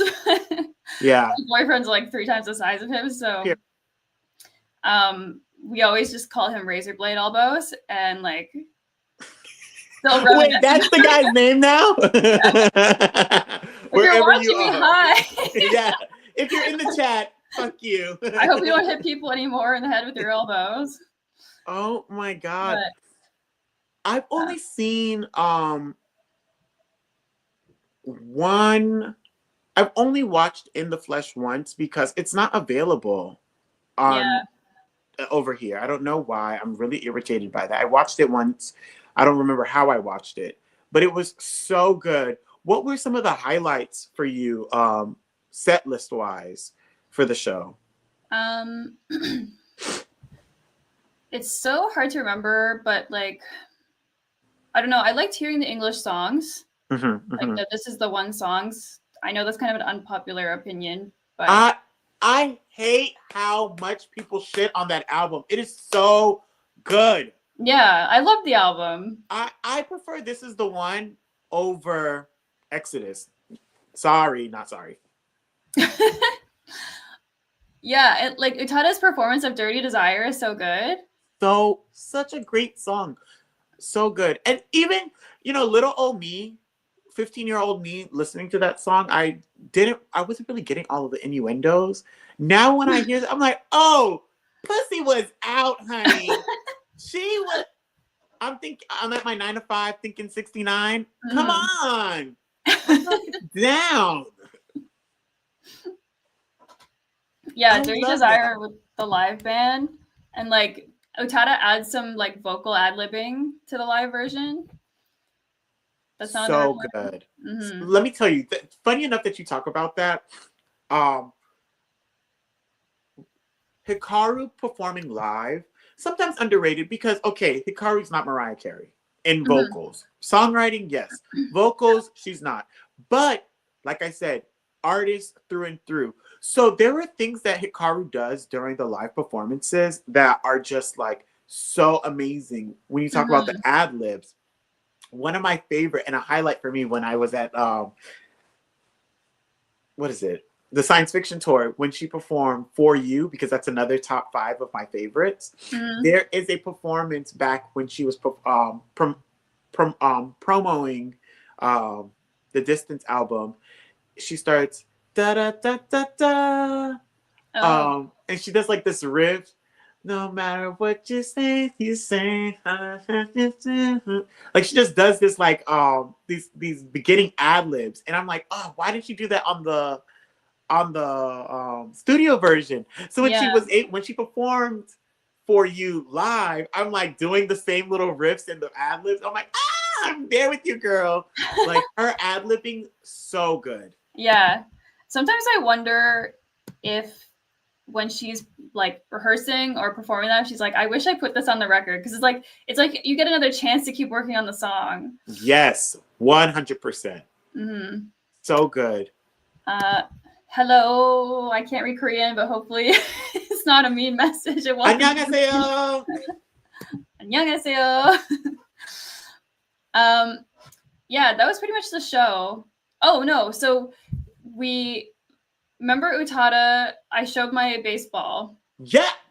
Before, so that's when I got that. And like I said, you've been holding it down. If anybody got that motherfucking ball, it should have been you. I'm so happy. Can you show us? Yeah, I'll grab it. Please. Oh, hell yes! Okay, that was another thing I was gonna say. So I love coming from the age where we, as like big time, purchasing physical media and things, like we put our stuff, our things on like a little shrine. Yeah. Don't touch it. Stay away from it. It's only that I love it. Does anyone ever try to borrow your stuff? Absolutely. No, because nobody else listens to this music. No, yeah. One time I had a friend in college who borrowed a couple of my CDs, and I was so nervous. Like, did you get all of them back? Yeah, I did. Okay, good. But yeah, so here's my Utada ball. Wow, that is amazing. Okay. Yeah, right there. Perfect. No. Yeah. Okay, so it's February 8th, 2010. That is epic. And So it's been 15 years. 15 years and a month. Yo, Emily, you better hold on that tight. I am. I went to I got this case at the comic book shop local to me. Uh-huh. So it's meant for baseballs, like collector baseballs. It has like the little stand in the bottom to hold it up. That is amazing. You have a literal piece of history. And this is not even I didn't even get this for myself. My boyfriend got it for me. The ball or the case? The ball. So really? she comes out to throw the baseballs, and he fucking dived, elbowing those poor small Asians out of the way. Sorry, not sorry. Razor blade elbows went flying. He was on the ground He's a keeper. We're still together, so I love that. So how many years? So wait, has it been? When do you guys celebrate your anniversary? What date is the actual anniversary of you guys? December 23rd. Oh, sweet. Oh my gosh. Yeah. That is amazing. And I know he was so happy to do that for you because he knows how much. He watches my videos, and he waits to see if someone comments on the ball every time I show it. Everyone loves the ball. Yes. Oh, my other question was going to be, did they sell merch at that show? No. She didn't have any merch on that tour. That is so annoying. But, I understand why, because dealing with merch is a lot because you have to pack it and it's other things you have to ship and stuff. So I've made it a thing because of Baiyi, you can buy, older things. One of the things I was able to buy from an older show, which is super cool. Oh, I already know what that is. Yes! Isn't this amazing? Yeah, I love it. I'm like, wow, this thing is 25 years old. Yeah. So cool. And I think it was supposed to come with a tour book or something, but I'll take the bag. I don't need the book. This is so cool. I'm going on Baiyi after this. Yes. Even though I'm broke. No, literally. And the worst part about it is you have that holding period, and then they throw the shit away. Yeah. If you don't buy it in time. No. In regards to Hikaru's merch, I have such a I'm a little irritated, but I've learned that it is Hikaru's aesthetic. So I love merch that is big, out there, bold. I want you to be able to see it from, a mile away when someone's walking. You can tell it's a Rihanna shirt or a Beyonce this or Lady Gaga that. Hyuna's ass. Yeah, exactly. But Utada always goes for the most minimal, tiny thing. Even for the Utada United, I saw that they were selling shirts. Emily, it was just a basic white t-shirt, and on the pocket was a little stamp size photo of the Ultra Blue cover right here. And I'm like, are you kidding me? No, you're joking, right? I hate her. Why is she like this? Mm-hmm. So I was super surprised with even for the Laughter in the Dark, the merch were the rubber bracelets, a keychain. Damn, I should have been better prepared because we were talking about this, so I should have had all the things so I could show you guys. And reusable bags. The reusable bags came in 3 different sizes, but they're super thin and kind of sorry to say, cheap. So I don't really use them. The keychain is super, super small. Oh, and beanies that said laughter in the dark. And I'm just I'm thankful for it, but it really wasn't, out there and comeback tour. This is, You didn't get the shirt either? No, I opted for the hoodie. Okay, yeah, the hoodie. The hoodie for Laughter in the Dark. But this is also before. So how I was able, if you notice, me and Emily are wearing matching sweaters. I'm gonna give it to Emily. I'm gonna pass the mic to Emily to say what are these shirts? What is this hoodie called? Excuse me. 40, 40代はいろいろ. Ito Ito, yes. Is there Doki Doki at the end or something like that? No, or am I making that up? No. Then Oh it no, says it's Ito Ito. Utada Hikaru, and Utada's son designed this. Designed this, yes, for the 40th birthday live stream. Yeah. So this is so I had bought.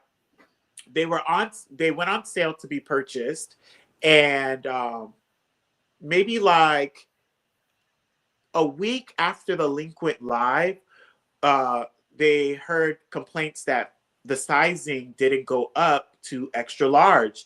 Mm-hmm. And that was one thing that was really jarring to me when I went to Tokyo for the first time back in 2018, was that the clothing is so small. Mm-hmm. Like even an extra large kind of fits like a large, it's not really big. Um, so when I went for Laughter in the Dark to the merch table and I saw the hoodie, I bought a large, but it like fits like this, the sleeve. Yeah. Super small and tiny. So I don't really get to wear it, and I'm not gonna cut it. So it'll be something I to someone, or it'll just be hanging up in my shrine. Yeah, you can make it like I've seen people get one of those canvases and then like staple the shirt around it. Yeah, that's what I was gonna do. Yeah, once I get my home. Yeah. But I had already purchased the two larges, and so they said, you had a time period to send in a request to change the order from a large to extra large. So that's what I did. Sent the email. Didn't think much of it. When my package came, it was the large, and I was super sad. And I was like, oh well, they got my money already, and I got my sweater, so I guess it's just gonna, be what it is. Mm-hmm. And then I would say maybe close to a month, I checked my email, and it was one of her staff, and they said, "Hey, Alex, we see that you had asked for a change of size, and we didn't accommodate that. So we will be sending you 2 extra larges for free, and you can keep the 2 larges that you have in your possession." So now I had 4 sweaters. So I have one now. Yeah. So I always knew that I wanted to gift them to, a friend that I felt would appreciate it and understand its importance.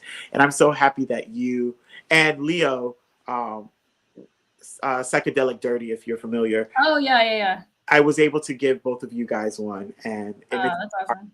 Well, to know that they're in good hands. Thank you so much. Yeah, no problem. I'm so happy to have it in my collection, because I tried to order it and I was like, why did it never show up? And then I looked at my credit card. I was like, the order just never went through. Oh, really? So you did purchase, it just never charged? Yeah, something happened. Yeah. This time around, in regards to merch for Laughter in the Dark, science fiction, I really felt like they really tried, to meet people and know that people were coming from all sides of the world to see this, and they want mementos. So the Kuma shirt and even the tumbler, which is still in a box, I'm not gonna use it. I don't, we buy these things and we're like, nope, it's going on the shelf. And so it was much more bang for my buck. I was willing to buy. Yeah, I like the merch a lot better. I didn't buy anything from Laughter in the Dark because it was boring. Yeah. It was boring. It wasn't worth it. So, in regards but I realize now that Hikaru's personal aesthetic is not someone who's what we'll say gaudy, or they're not gonna wear. And I think that was another thing that I loved about being a fan of Hikaru was, some artists, especially in the US, it's always like bling and designer, LV, Gucci, Louis Prada. If Utada was wearing something, it was a quality piece, but you didn't know if it was designer. It looked very relatable, or it was just something that was their personal aesthetic. And Yeah. so that always drew me into their art, because it just never felt like I couldn't relate. It wasn't, Yeah. so Utada doesn't try to be a model per se. yeah, She's just an artist. just an artist. Yeah. Mhm.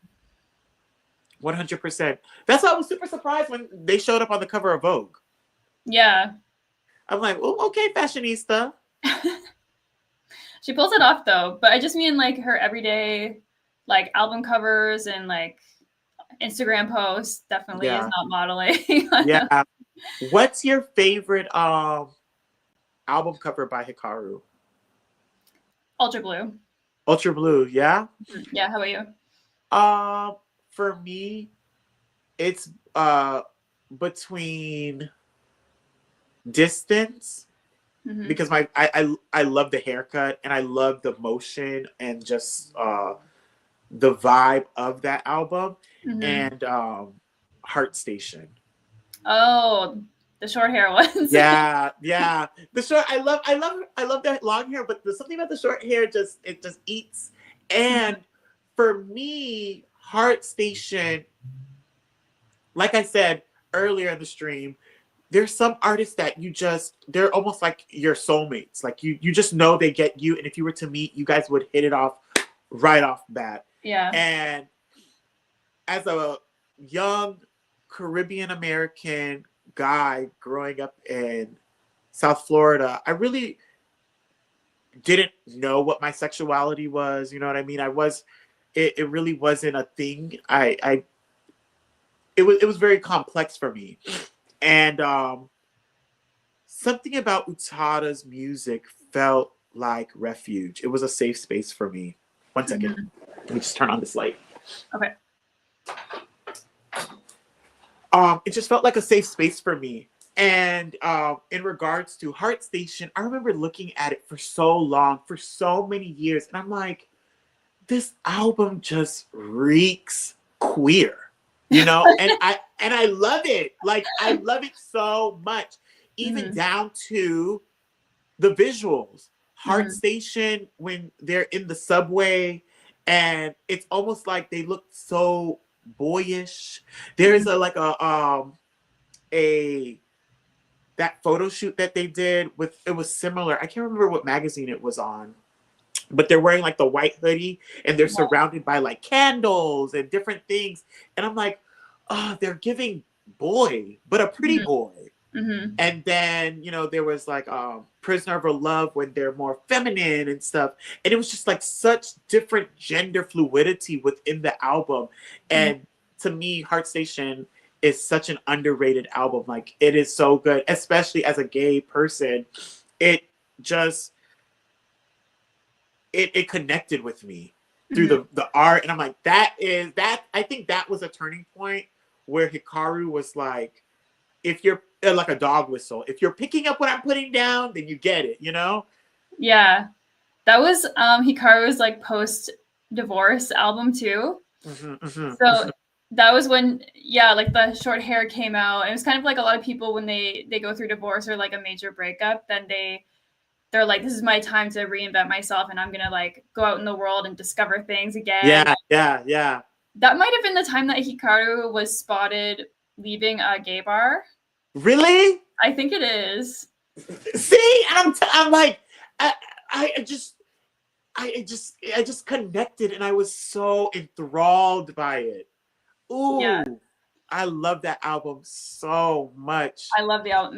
Mauro says, I still wake up to Niji Ito Basu every day since high school. Exactly. And it ends with the fucking rainbow bus. Yes. Come on now. She said gay rights. Yeah. Yeah. There's no album art that I hate. I really love Phantom as well. Ooh, that's a good one. Hatsukoi. Maybe Hatsukoi is my favorite. No, Hatsukoi is beautiful. Yeah. Yeah. I think when I found out that Hatsukoi was like the version of was like supposed the theory was like it's like a a matured version of First Love, you can really see the parallels between them. Although the color schemes aren't the same, you know what I mean? Some of the Mhm. imaging and stuff, so good. Such a beautiful, and that's how I know, like, if you're looking at like the merch, we go back to the merch, you'll be like, oh, they don't really put any effort into this stuff. When actually I see that they are, you know what I mean? And they're putting what they would wear, you know? So Yeah. they want to see what you know? And Mhm. like you also said about the self-serving, I think it also makes her kind of cringe. If she was to Yeah. see like a big picture of herself on your chest or something. Mhm. So because I've always like for the longest I'm like I want a Utada Hikaru tattoo so bad. And I'm like, oh, if she probably would hate that. I think I'm still gonna get one. Yeah, me too. I really want one. Yeah. What are you gonna get? Oh, I originally wanted to get bad mode on my Rip? back. Yeah. Yes. But I still might get that. But a lyric that means a lot to me.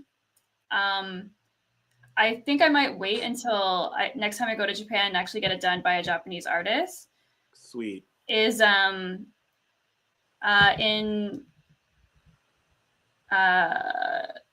the Never Ending Rain. That song. What's the Japanese title? Uh Nanatsu no Toriyame. Yeah. yeah. Mid-rain showers. That's what it is. Mhm, But mhm, there's a lyric in it that's "I shittemasu nao mo fukaku," which mhm. is "I love you even more now." I love that. So I would love to get that tattooed on me. Where would you want it?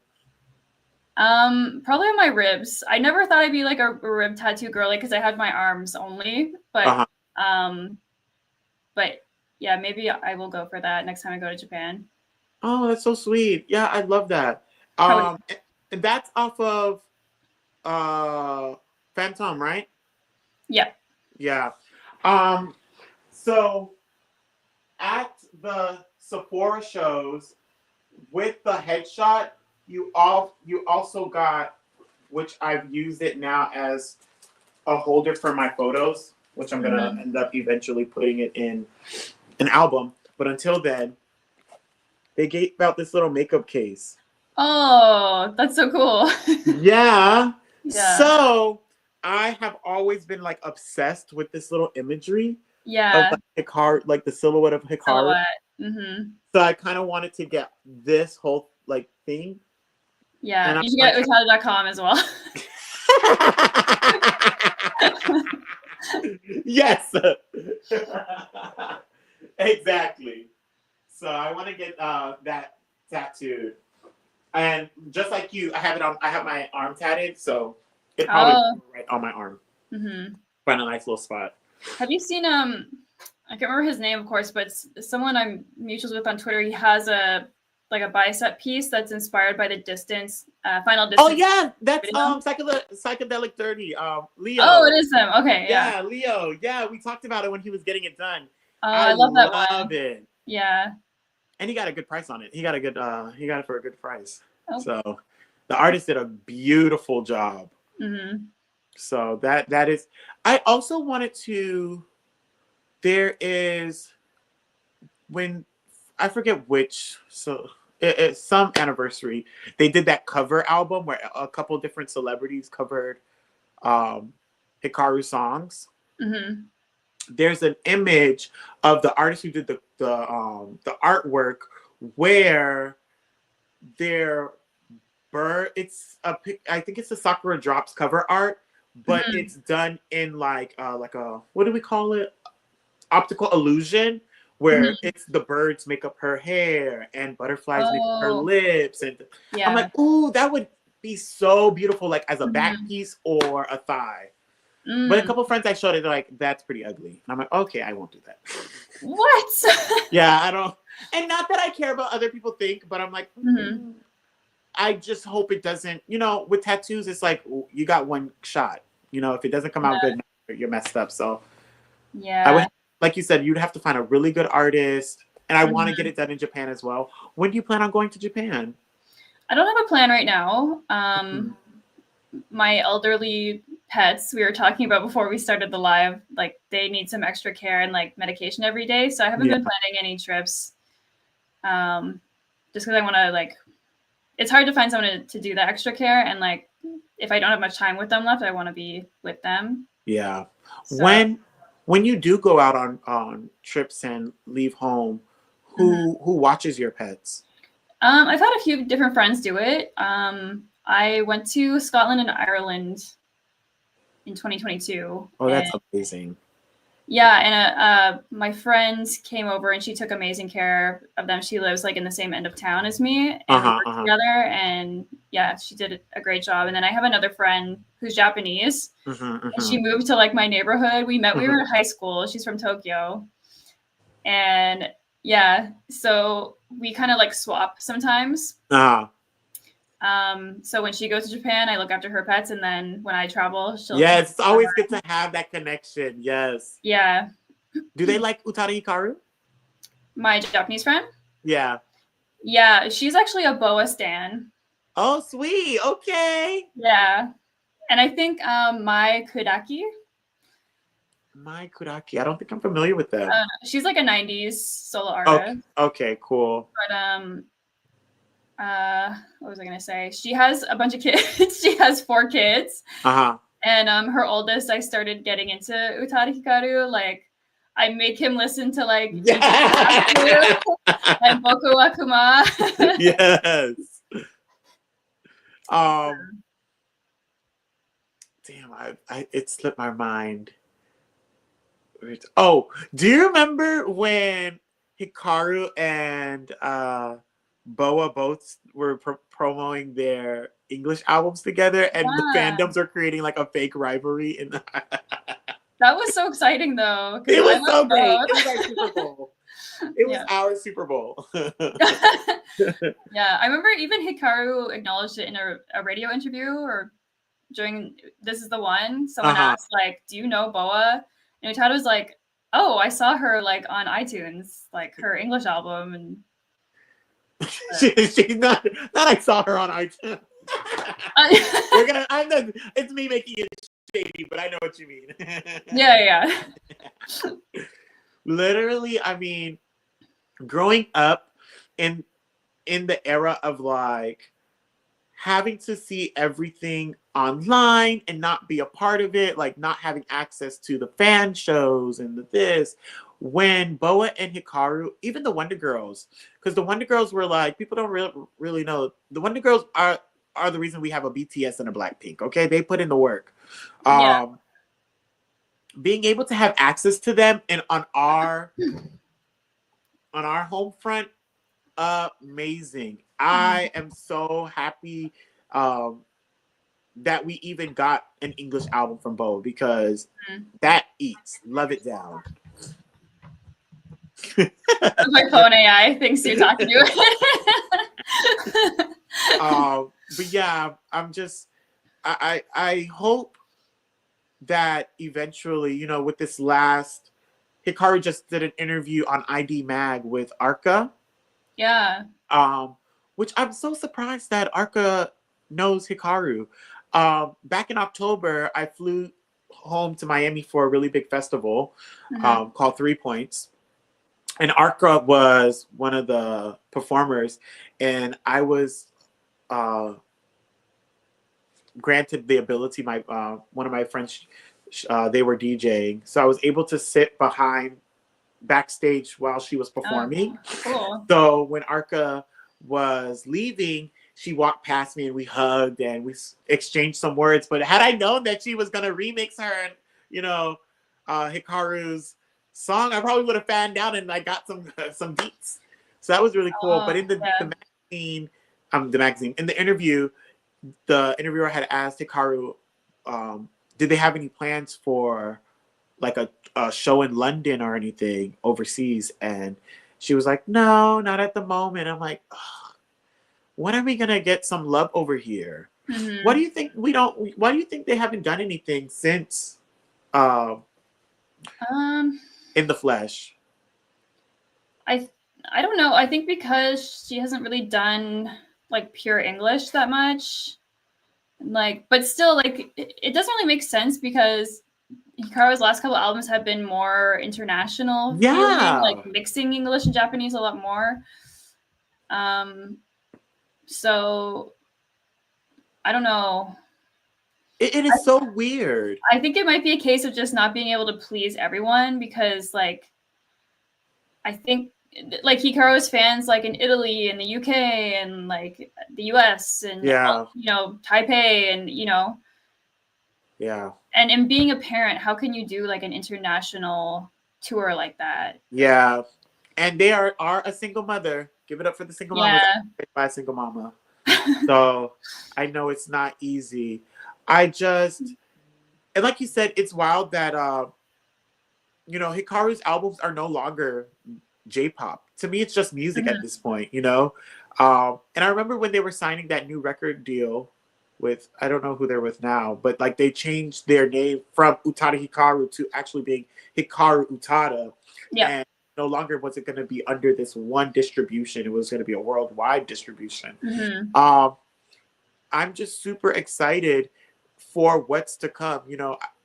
Being able and given the opportunity to see Hikaru in Japan was amazing, Mm-hmm. But there was a part of it that almost feels like I am an outsider because, one thing about Hikaru, when they're in Japan, and me and my best friend were talking about this, like, you have to know that you have international fans at your show, Yeah. But Hikaru did not speak any English.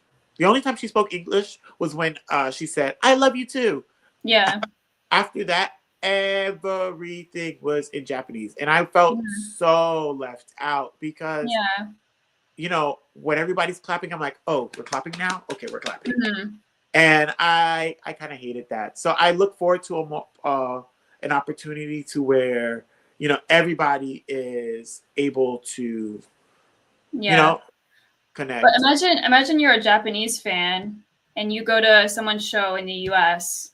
Like they're gonna have the same experience. Oh, 100%. Yeah. Yeah. And my friend brought it. So my best friend, she lives in Okinawa on the Air Force Base. She's been there for about 4 or 5 years. Did you go to Okinawa? No. So that was supposed to be the trip I go to this year.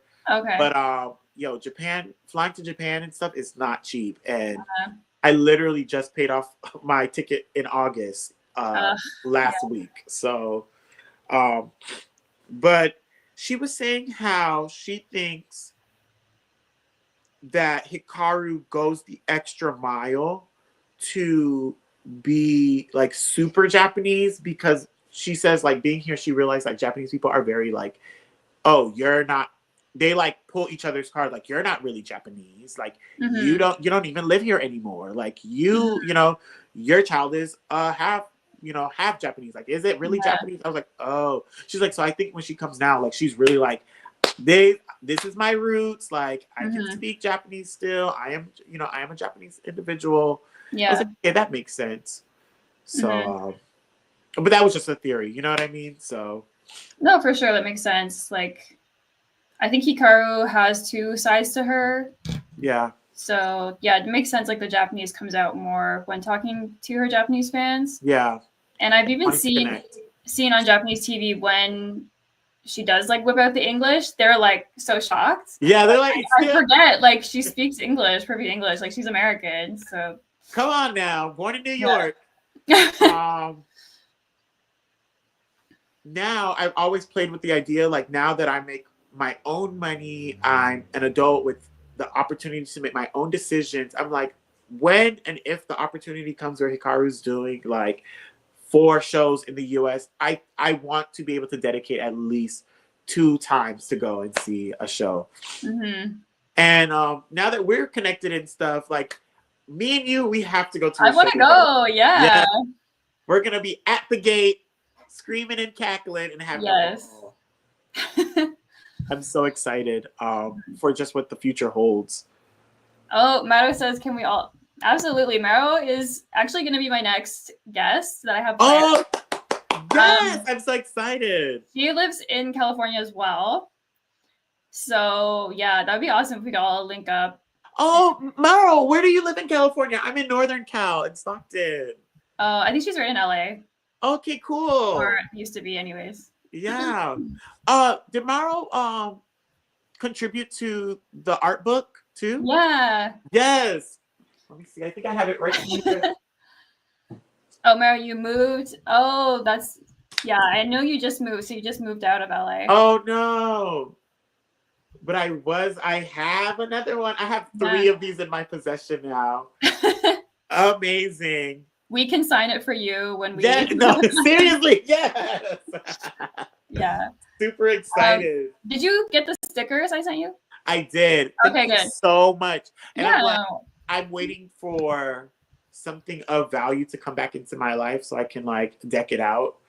Mm-hmm. I use stickers. My best friend, she collects them. I'm like, no, I don't not have time. I can't collect anything else. Like it just keeps up space. I'm gonna put it to use. Yeah. Wait, did Maro ever also design this? I don't remember who I got this from. I bought this somewhere. Oh no. Maro helped on that, but that was another artist that's in the same book. Uh-huh. But they did like a little collab on that. But Yeah, that's a I different artist. love this one too. Yeah, I have 2 of those. It's so cute. Yeah, I love it. Maro did you get the one that's like it's pink and sparkly, but it's Utada's tweet that says like who said I'm Yeah, straight? I think I did buy that one. Yeah. Yeah, it's in my room. Yes. Yeah. What did That's the tweet Maro's. say? Who said I'm straight? Yes. Oh And yeah, Maro. So the artist that drew the cover of the zine you just held up uh-huh. did the design for the keychain, the pride Oh, keychain. cool. Yeah. I mean, as a fan of what now isn't so niche, because I mean, K-pop, J-pop is everywhere now. You know, you have I can go shopping and I'm not surprised that I'm gonna hear Blackpink or New Yeah, Jeans yeah. or BTS. I remember when This Is the One was rolling out, Mm-hmm.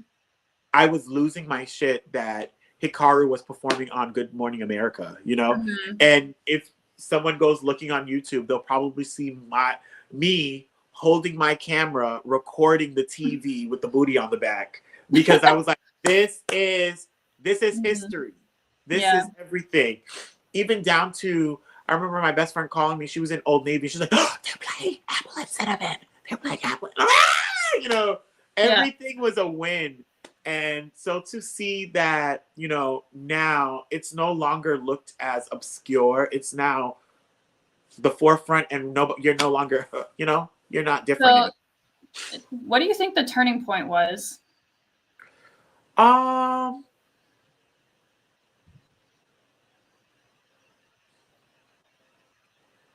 so definitely, I think a bit of it was K-pop, you know, and I But don't know what. specific, like you can't think of it like a specific.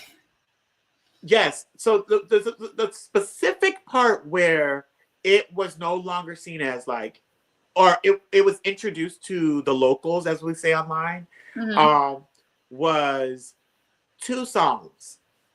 G by Girls' Generation. No, 3 songs. So we're gonna say 3 songs. Nobody by Wonder Girls. Mm-hmm. G by Girls' Generation, and Gangnam Style by Psy featuring Hyuna.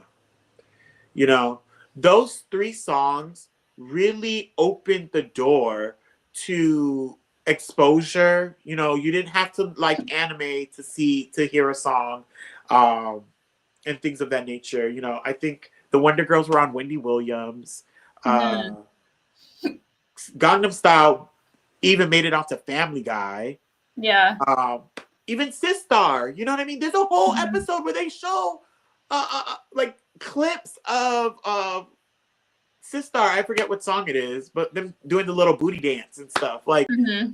that was the moment where America was like, wait, we should tap into this. Not Mm-hmm. only I remember bringing a couple of my K-pop albums to church. Mm-hmm. Oh, you froze. Oh no. Maro said touch my body. That was Oh, the entire song. Touch My Body. Yeah. They were obsessed with like the packaging style of K-pop albums. You know what I mean? Like Yeah. they just push it. And so I think when people were waking up and seeing like the visuals are amazing, the songs are catchy, and social media and Instagram made it easier for us to exchange ideas. I think that was the moment where, and anime. Oh, Momo's here. Hello. Hi, Momo. Momo is in the zine as well. She's a Yes. artist. I think Momo's drawn me a couple times. Drawn me a few things. Really? Yeah, I think so. Yeah. Momo's really talented as well. Momo is getting me into Enhypen. I don't know if that's like, what is it's that? like a J-pop boy group. Okay. And there's a couple biracial members. Ooh. Yeah, I think they're Black and Japanese. Okay. So Did you, speaking of like biracial, did you watch that interview? I don't know who it's by. It showed up on my For You suggested on YouTube with Crystal K talking about them navigating the industry as a biracial artist. They're like a so good. Yeah. So awesome. What do you think are the chances I could get Crystal K on my channel? Oh, very high. Really? Yes. Because I've been talking to my friend Matthew about approaching her. Because she's been on channels that are even smaller than mine. So yeah, I've spoken to Crystal K. I went on her live during the pandemic and we spoke for like 10, 15 minutes. They're so down to earth and chill. Yeah, I think it's all about just approach. You know what I mean? Get in that DM. Sorry, Momo, I confused them. But Psychic Fever. Who's been talking about Enhypen? Yeah, okay, I'm gonna get into a Psychic Fever because of your cute drawings of them. Yeah, so me and Matthew have been talking about me trying to slide into her DMs and asking if she'll do an interview. Yeah, 100%. And listen, you have nothing to lose. But, what if she asks for a booking fee? You paying the booking fee? Well, if I can afford it. Yeah, that's my thing. Is like, what you trying to charge me, girl? We just a little bit over here. I don't know. Like, she's been on such small channels. I can't imagine she charged them. Yeah. Right? Literally, I don't know. When it just comes to that, you know what I mean? Like, I couldn't imagine me charging you to be on there. Like, I feel like I should be paying you for you opening the doors for me to come on here. But you know how people get. People are really weird about just their stuff. But you should I think you should. And you have the history showing that you put effort into your channel. Yeah, not when I don't upload for like 6 months, but listen. Your timing is the right timing. Well, sometimes I'm like, Hikaru is like dormant. Like, what am I gonna make a video about? And if I make a video about old shit, I get comments that are like, okay, like, didn't this happen like a long time ago? Oh, literally, fuck you.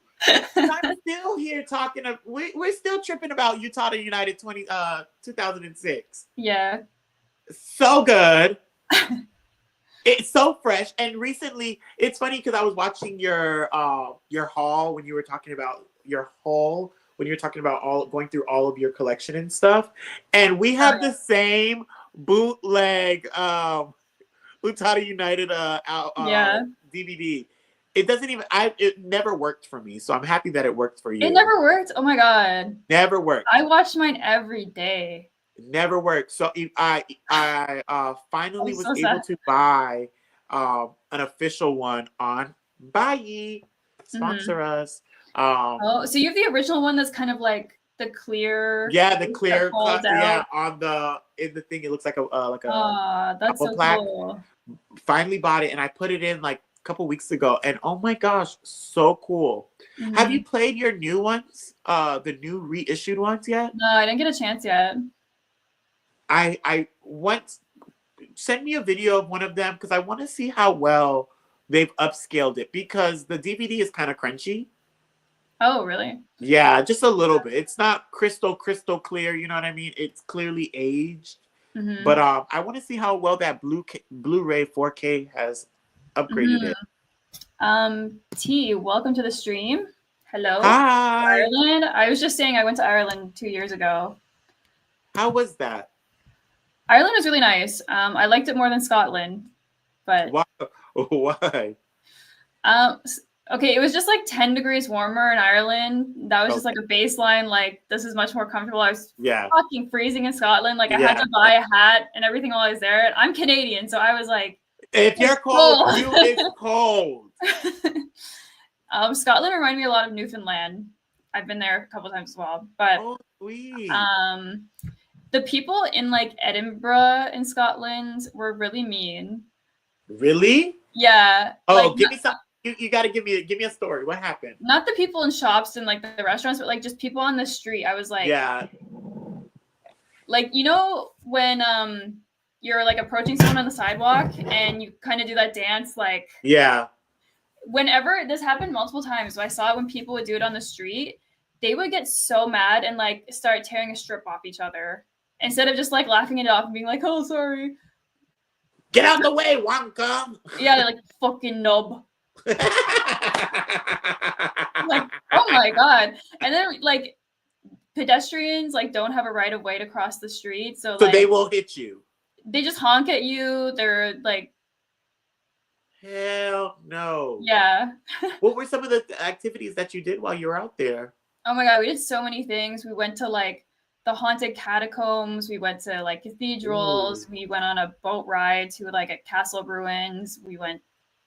Did you see the Stonehenge? No, that's in England. Really? Yeah, I don't know why I always thought that was in Ireland. there's a big old rock in Ireland too. Okay. How was the food? The food was actually not bad. I was a little worried because I have like a bunch of dietary restrictions, so I was like I'm gonna starve. But like in Ireland, actually there was a lot of stuff I could eat, so it was really good. Okay, I'm gonna be nosy. What's like your biggest dietary restriction? I can't eat gluten.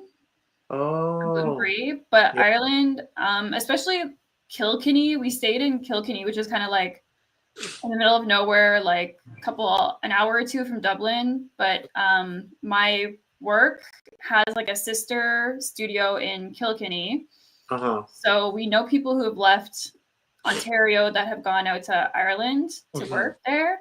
Mhm. And so we stayed with one of them, and then we got like a tour of the animation studio there and everything. Sweet. Yeah, but they actually had a lot of like gluten-free stuff. Like I got these delicious gluten-free scones there. And yeah, so That's awesome. So when I told you I was really sick beforehand, before going to Laughter in the Dark, I mhm. thought I was going to have to make the transition to being gluten free because literally everything was wrecking my stomach. Like I was hospitalized so bad. They Mhm. thought I had pancreatitis. They really couldn't narrow it Oh my down. god. It turned out to be that I'm allergic to marijuana, so I don't smoke anymore. Yeah. Oh my god. It's bad. It's really bad. So we're not gonna have our dream blunt rotation whenever Oh, we drink up with Quinn. listen.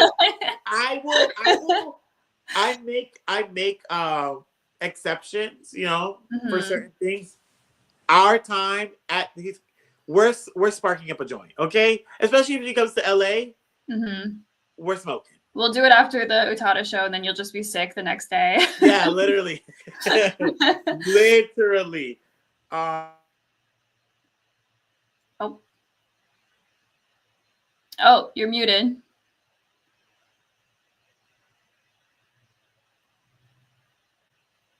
Oh, there we go. I don't Okay. it muted myself. But that's amazing that I've always wanted to go to Ireland and things Oh, really? because so being Jamaican, we speak Mhm. a dialect of English called patois, Mhm. and the history is that because patois is like broken English, um, patois and the Irish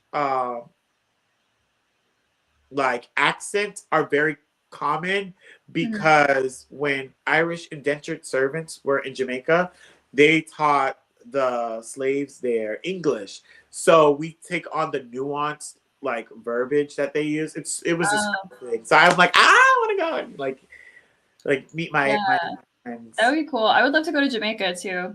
Yes, amazing. One of my friends at work is Jamaican also, and she just went to Jamaica. She just got back like the other day, and she was like a speaker at an animation conference, or I think it was just like a career conference, and she got to do like a panel about like her animation experience and her work experience in Canada and stuff. So That is so you.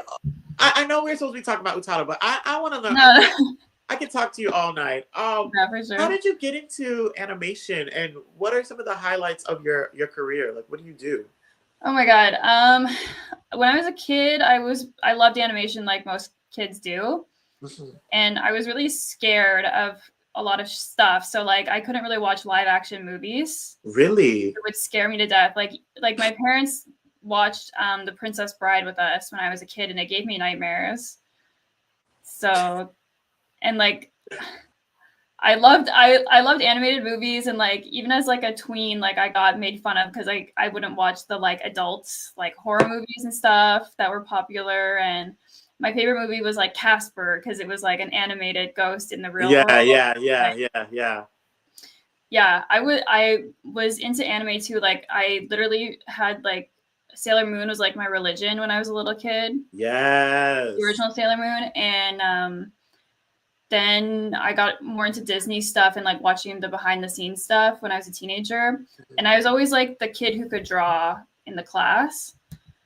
Really quick, I want to ask you about this. I'm listening. Yeah. Though. Keep going. Keep going.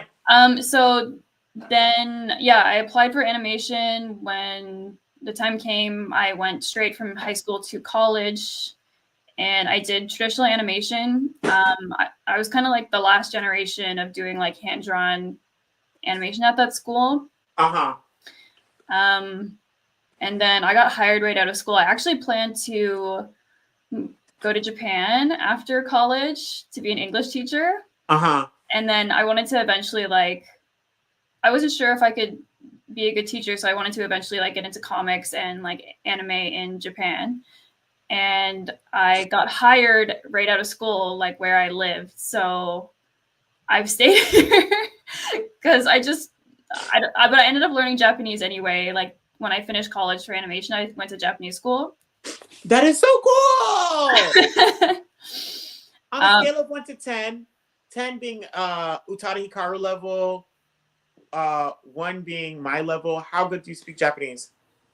Probably like 4 or 5, like intermediate. Wow, that's fucking amazing. Like I was like the tour guide last time I went to Japan. I brought like my boyfriend, my brother, and best friend. I just like exhausted myself like planning the trip and like translating everything for them. And I mean, I should have known when you literally read off our t-shirt. That is I probably so said cool. it wrong. No, girl, you said it better than me. In regards to your animation style, are these drawn by you? Yeah. That is amazing. Okay, so you remember how I said I use stickers? I will not be using these. These are going on the shrine. Just use them. Who cares? I have more. This is so cool.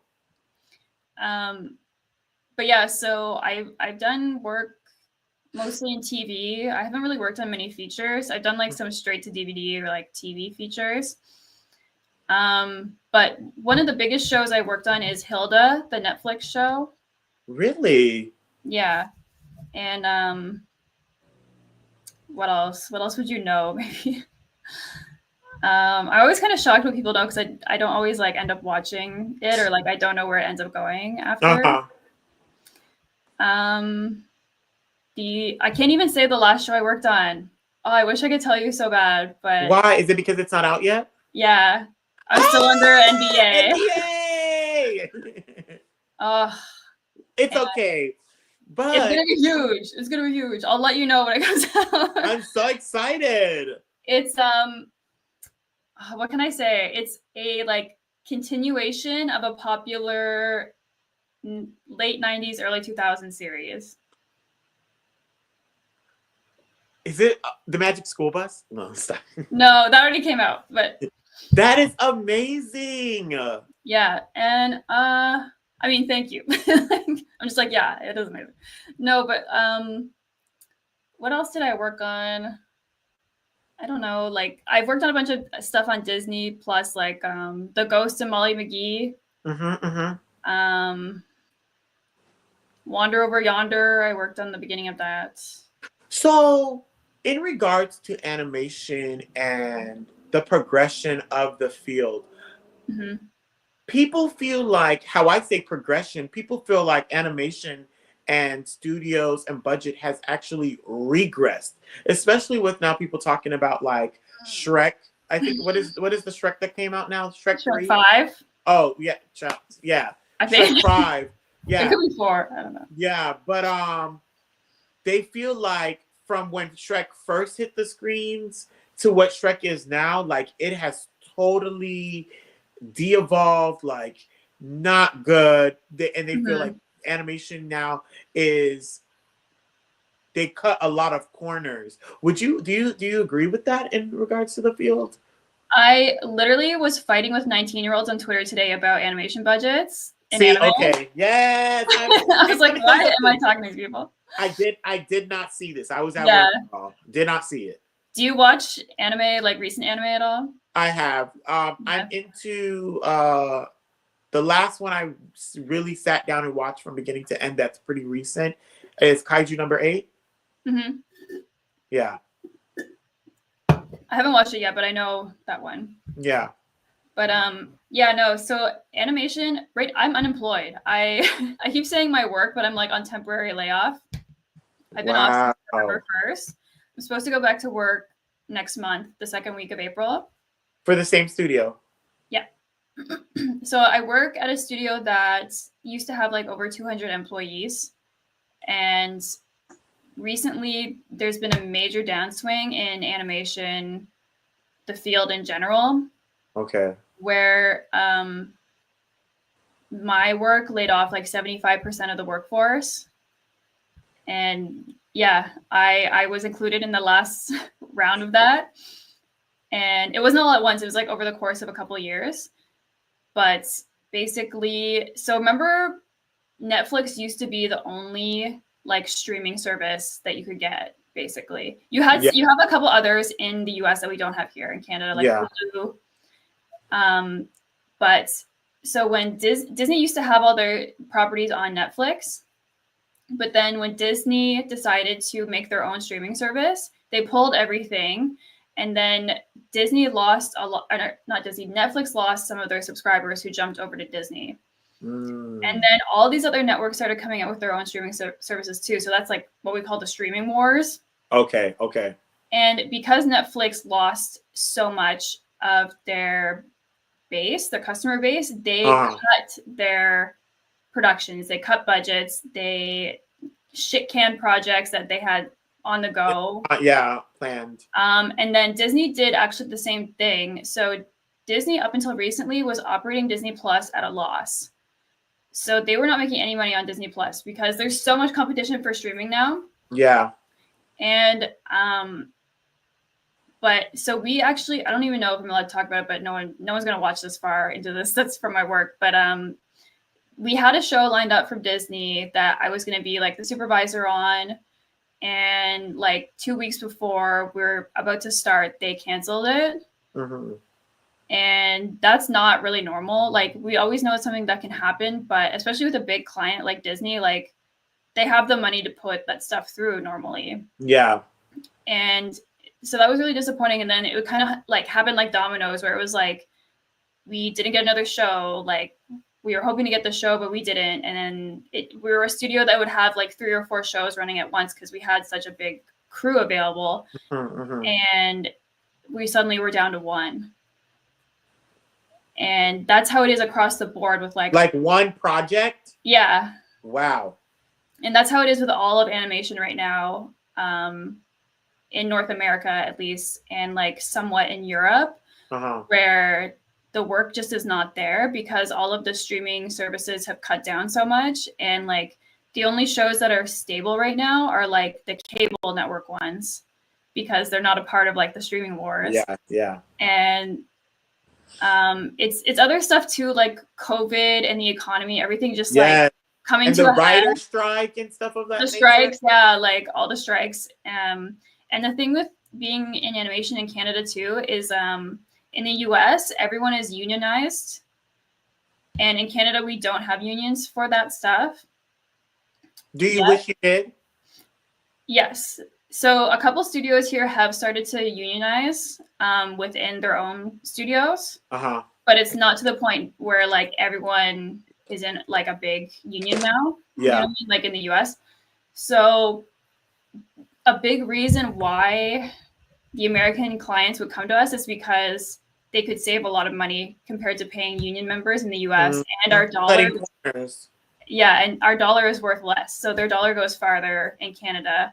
But it's easier for them to manage projects, and they get higher quality projects in Canada than compared to like the Philippines or like South Korea. They used to like outsource. You know those old Disney shows from like the 90s that were like the Aladdin series or like yes. Those are all outsourced to like Hong Kong and like really parts of Asia, yeah. Because it's so much cheaper. I remember last year when Uzumaki came out, that horror one. Yeah. And the first episode, people were like raving how beautiful it was. And then it did like a whole 180 when the episode 2 came out, and people were saying like, look how ugly it is. Like the walking style was like, it looked like I can't even, but like the walking was like, you could see the visible difference. And it was, and they said it was like cutting budgets and all of those other things, and and they switched like going from like the traditional manga artist in Japan to using like an American team that just was like not putting forth the energy to make a beautiful thing. That happens all the time. Like series will switch between different companies. Yeah, it's happened, and it can happen when the first episode is really good. It's because the first episode is the pilot, and that is oftentimes done before the whole series was greenlit. So the way it's produced is the client or like the production company will like put a bunch of money into that pilot episode, and they put like their core team, like the A team, on it because they want it to look really good. So then they go and show it to investors, and then they get the money to greenlight the whole series. But then they have to take that money and spread it out across the series. And this is what I was bitching about on Twitter with these 19-year-old anime fans, was like, they're like, stop saying anime is bad because of the budget and blah blah blah. It's because like they're not getting the right connections with the right artists. And it's like, that may be a factor, but if they had the budget, they could pull better artists. If they have the budget, they're given more time to work on a show. Yeah. It's all connected. It's not like one thing or the other. Yeah. So yeah. Speaking of like arguing with people online, going back to piggybacking off of that, when we talk about like growing up where, you know, if we saw somebody with like a picture of Park Boom as their profile picture, you were like, oh my God, we have the same connection. You're such a cool person. And we talk and we banter, and then eventually they become like a mutual. Now you see a K-pop photo profile picture, we run, we block. We're like, oh, you're a crazy person. It's so true. Like, it's since the like, what's it called, Hallyu wave? Like Hallyu wave. The K-pop, since it blew up over here, it attracted like the worst kind of fans, and it kind of ruined it. But going back to like what I thought was the turning point, more so for anime than like J-pop and K-pop, but like, do you remember? Because like I love anime, and like I never knew anyone else who was into it growing up. I grew up in like a small town. There was like one Asian person, like one Black person, like two Indigenous people, like, you know, and like, anyway, so I always felt really weird for liking anime, and people like didn't get it. Even my own parents would like bully me and be like, do you actually like this? Like, it's so stupid. Yes. Yes. But I remember when Kanye West started talking about anime. Really? Yeah. Did he talk about Akira? Akira, yeah, and Yes. Okay. he had that video come out with Harder, Faster, Stronger. Yes. The Daft Punk sample.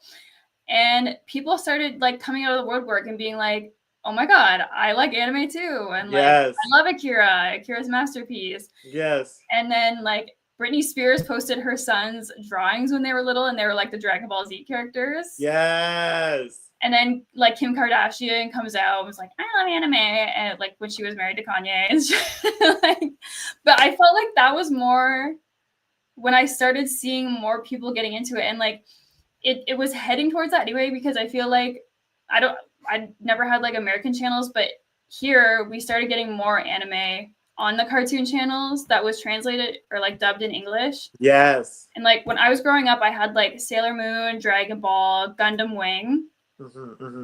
And that was pretty much it. When I was very little, we had Astro Boy. That was my first anime. When I was like 5 years old, I would get up before my parents and just like watch Astro Boy at 6 in the morning. Polywog says, I love the frame, but this is the one pick. Yeah, it's signed too. Signed. Thank you. But yeah, I feel like that opened this like bigger conversation where like celebrities started talking about anime, and then I feel like more people started listening to Asian people. Like we hardly had any Asian actors on TV or in movies. And like there were so many negative Asian stereotypes. And I feel like with social media, like minorities finally were being listened to a certain extent. So yeah, that to me that sticks out of my mind is when Kanye started talking about Akira. And what year would you say that was? I don't remember exactly him talking. I just know he has like this affinity to Akira. But that music video came out in like 2005 or 2006, I want to say. Wow. Yeah. Which is crazy because anime was still thriving. You know, even though he spoke about it, it wasn't like it wasn't still happening. You know what I mean? Because there was Pokemon. I consider Pokemon anime. Oh, for sure it is. Yeah. Naruto, even Ghost in the Shell, you know. I was just talking to somebody the other day about Ghost in the Shell is one of my top 3 favorite animes. And like the series? Or the series, yeah, Ghost in the Shell, the series, standalone complex. And it would come on late as hell on Adult Swim, Cartoon Network. And I remember like forcing myself to try to watch it and to like take it in, but the plot and the subject matter was so like above my grade level. I could not understand what the fuck they were talking about. I rewatched it years later and I'm like, I knew this shit was a masterpiece. Like even then, like it just drew me in. It's amazing.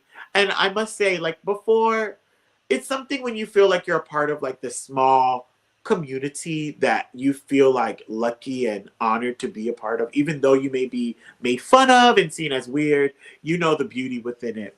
Now that it's become more mainstream and stuff, I've kind of like I've fallen out of like the K-pop vibe. Like if it's not like, I don't know which generation they call it, but like the Sistar, the 21, Big Bang. That's second gen. Second gen, yeah. If it's not second gen, y'all can have it. I'm over it. And it just doesn't seem fun anymore, you know? And it's because people have like bastardized it and like they hide behind these profile pics, they hide behind these artists to be mean, evil people, and I don't like it at all. I feel like the K-pop industry is starting to cannibalize itself. It's like so serious and so oversaturated now. I even like a few new things coming out of K-pop, but I feel like since they started getting exposed for how much they use and abuse the performers, people, that it just doesn't have the same shine as like the second gen. Yeah. And they were being abused. Bad. Real bad. Yeah. We miss you, what's my girl Sully? We miss you, what was the guy, Junghyun That's how you pronounce his name from Yeah. Shiny. Like these people like literally took their lives because of how mistreated they were, Hmm. and we're over here thinking that they're making hella money and they could barely Hmm. afford to live. Terrible, terrible, terrible. Yeah. Pollox, you're 25 and you get made fun of for not liking anything past third gen. I'm so sorry. Really? Actually, the K-pop, I'm gonna make a video about them, I think, but the K-pop I'm most into is actually J-pop. Uh-huh. Uh-huh. They're XG. They're actually Japanese, but they're Oh yes! K-pop. They wear when I went to Tower Records last year, they're the one with the like it looks like Viking outfits, like they have fur hats with things. Hmm. Yeah, yeah, yeah.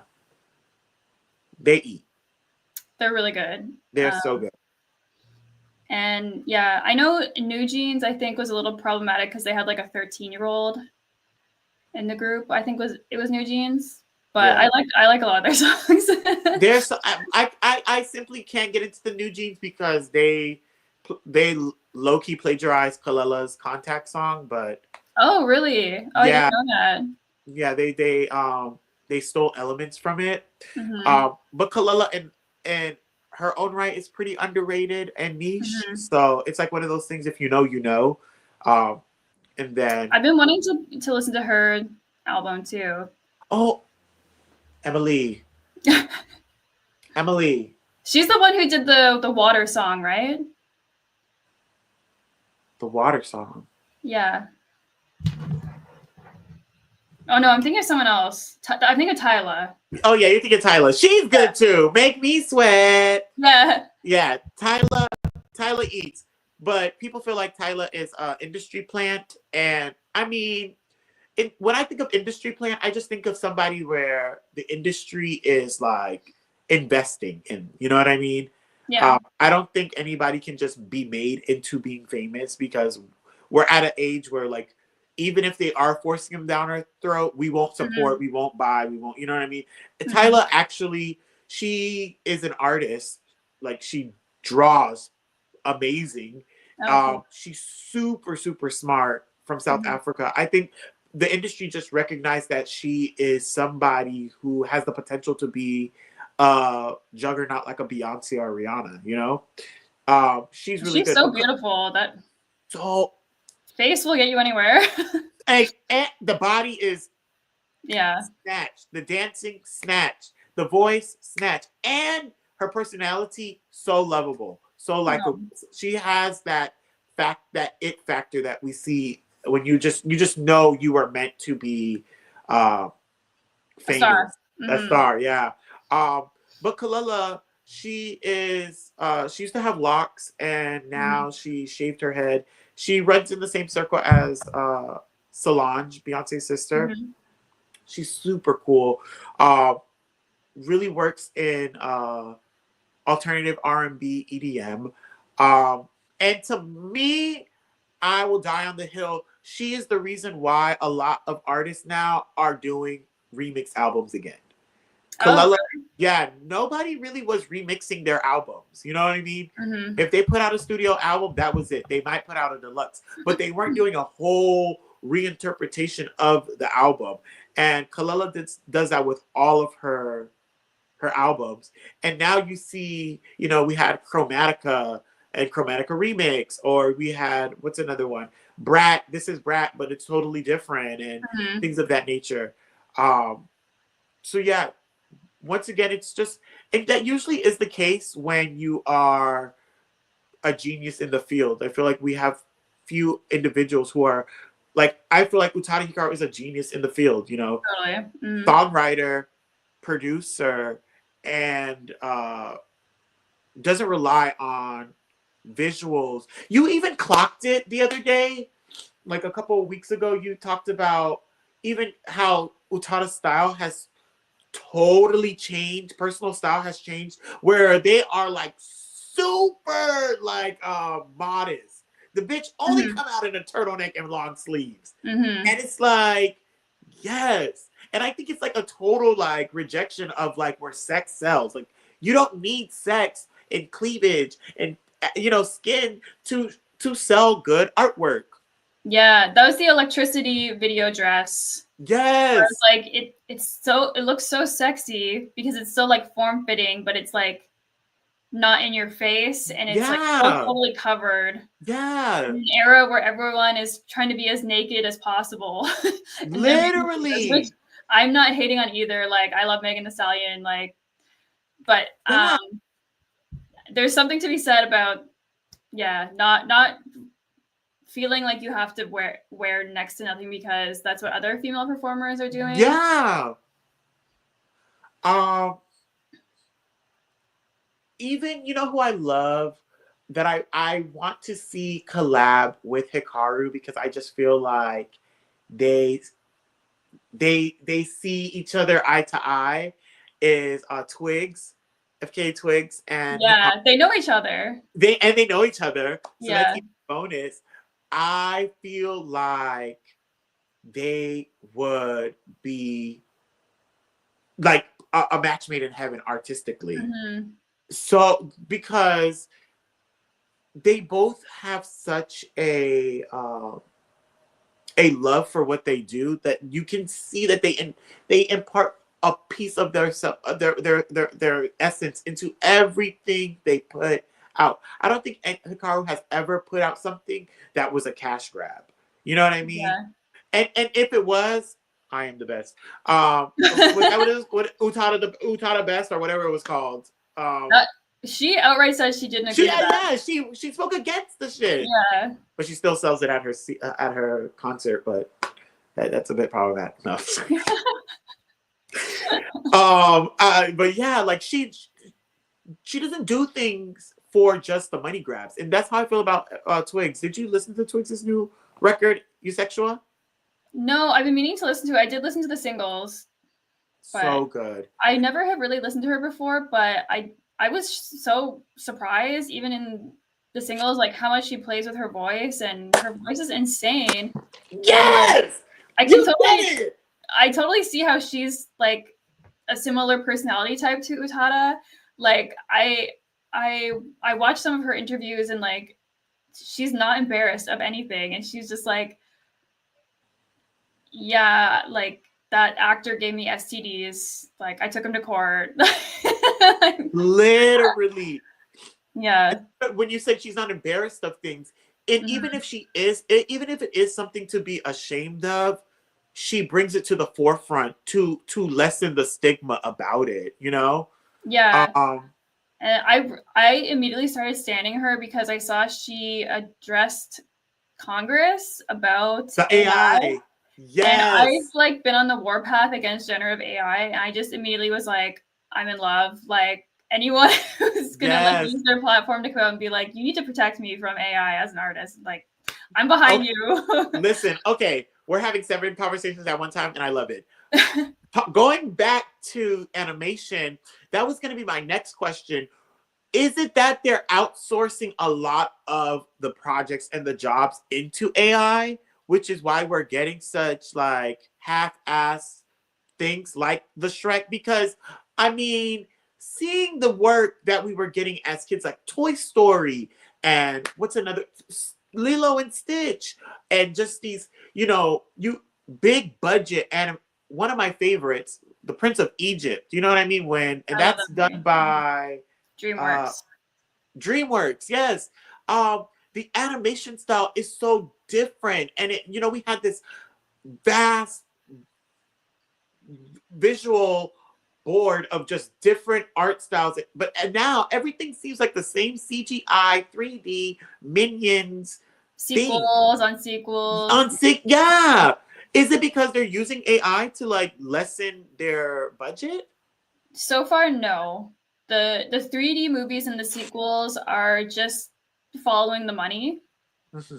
Um, that makes me really sad too because when I got into animation, it was all the like hand drawn stuff, like Prince of Egypt and like Treasure Planet was like one of my turning points where I was like, I want to do this. Are you okay? Yeah, my phone is connected to the iPad, so every time someone calls, Oh, I'm busy right now. I'm doing something. I'm doing a podcast. Bye. he's busy. Sorry. Don't they know you're busy? Yes, I told them. But yeah, So far in my area, AI is not quite at the point where it could take someone's job, but I do know I know of a couple artists, Linkin Park and another band that made like AI generated music videos. But as far as I know, they use like real artists and real animators to like clean up the generated stuff because it's not quite at that level where it looks good. Mm-hmm. There's still a lot of mistakes in it. Mm-hmm. But it is on the table where like my job is being threatened and like my partner and all my friends' jobs are being threatened right now by AI learning to take them. Yeah. You say, you know, you don't you love when people are speaking against AI. Yeah. Do you feel like AI has no use in the world? Like, do you not use like Chat GPT and things of that nature? I've never used, so there's a couple different types of AI. So when I say generative AI, it's that like Chat GPT and then stuff like where you type in a prompt and it comes up with an image. There's a bunch of different engines that do that, but like there's people who argue against it, but from the perspective of like an artist or a writer, that's like art theft or plagiarism because the way it's generating that is it's like combing through everything on the internet and then pulling stuff that seems relevant to your prompt. And so it's pulling from stuff generated by humans who spent like decades or tens of thousands of dollars on their education to like learn how to do this shit and like hundreds of thousands of hours into their paintings or their like encyclopedia or their novel or like their pixel art or something, you know, and then these computer programs are literally just lifting pixels out of their whatever they post on the internet and then like amalgamating it. Yeah, compressing them into something else. Yeah. Yeah. So to me, it's just like I don't see where I, as someone who is a trained artist, would use it, or like someone who can write could use that, but like I see where other people find it useful, and it's all about the convenience, right? Like humans are all about convenience. Like that's why streaming is big. Yeah. And sometimes I have been tempted where I'm just like I have no juice left in my battery where I need to like write something down for like an event. I'm like I can't think of what to write. Like should I just like prompt chat GPT to like write my event announcement or something?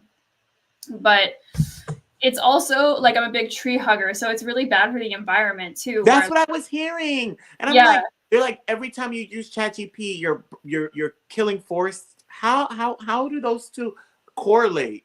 So there's a couple things. So like all of these generators, the engines are hosted on huge server farms.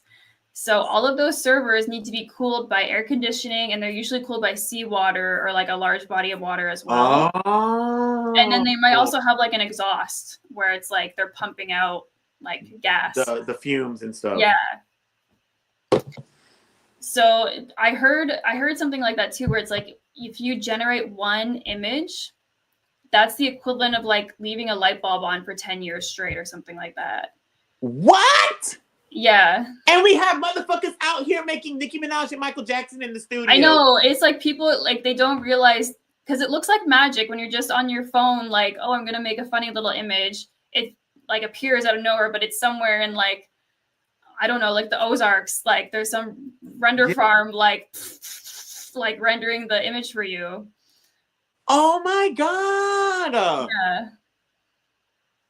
Because literally, I did not know before this conversation, but I love ChatGPT. I'm not using it for images or nothing, but best believe it did help me write like a couple different like resume things and like messages and stuff. Like I love me and my friend, we call it Luz Clarita. Like I love her. ChatGPT is amazing to me. But now that I'm knowing this thing and knowing the truth of what happened, I am kind of like I feel like it's okay to use sparingly, but in the case of like people who are really pushing it and people who use it just for fun, it's like you didn't actually need to use it. And like I kind of empathize with people at first, people who are making the AI art, because I saw some really cool stuff coming out of it. Oh yes, follow a From page that does like AI art and stuff. yeah, but then like I empathize with them because people would always tell me like I wish I could draw, and I would kind of be like, why? Like I didn't really get it because I had never been in that position. But then I was like, that's kind of cool that someone who always wanted to make this like cool painting now feels like they can do it when before they couldn't. But it's misinformed. It's like the road to hell is paved with good intentions. Like I don't know. I love that. Yeah, I totally understand what you're saying. It and also like, okay, not everything has to be like this Michelangelo drawing. Sometimes you can have a beautiful style within your own weird stylized way. Loving to draw isn't loving it to be perfect, but it's just loving to be artistic in things. Like I know I wouldn't say that I can draw a masterpiece, but definitely I feel very creative and I know I can, whip something out. I think people too who didn't go to like art school or didn't like go down one of those paths, you think it's all innate, like inborn, like I was born knowing how to animate or like, but it's not like that. Like only a very small percentage of that stuff is inborn. Like Yeah. Like any kind You of have to practice and work at it. exactly, like anyone who has any kind of like musical talent or something, it only a very small percent of it is in your genes. It's actually like something you work towards. And I feel like people who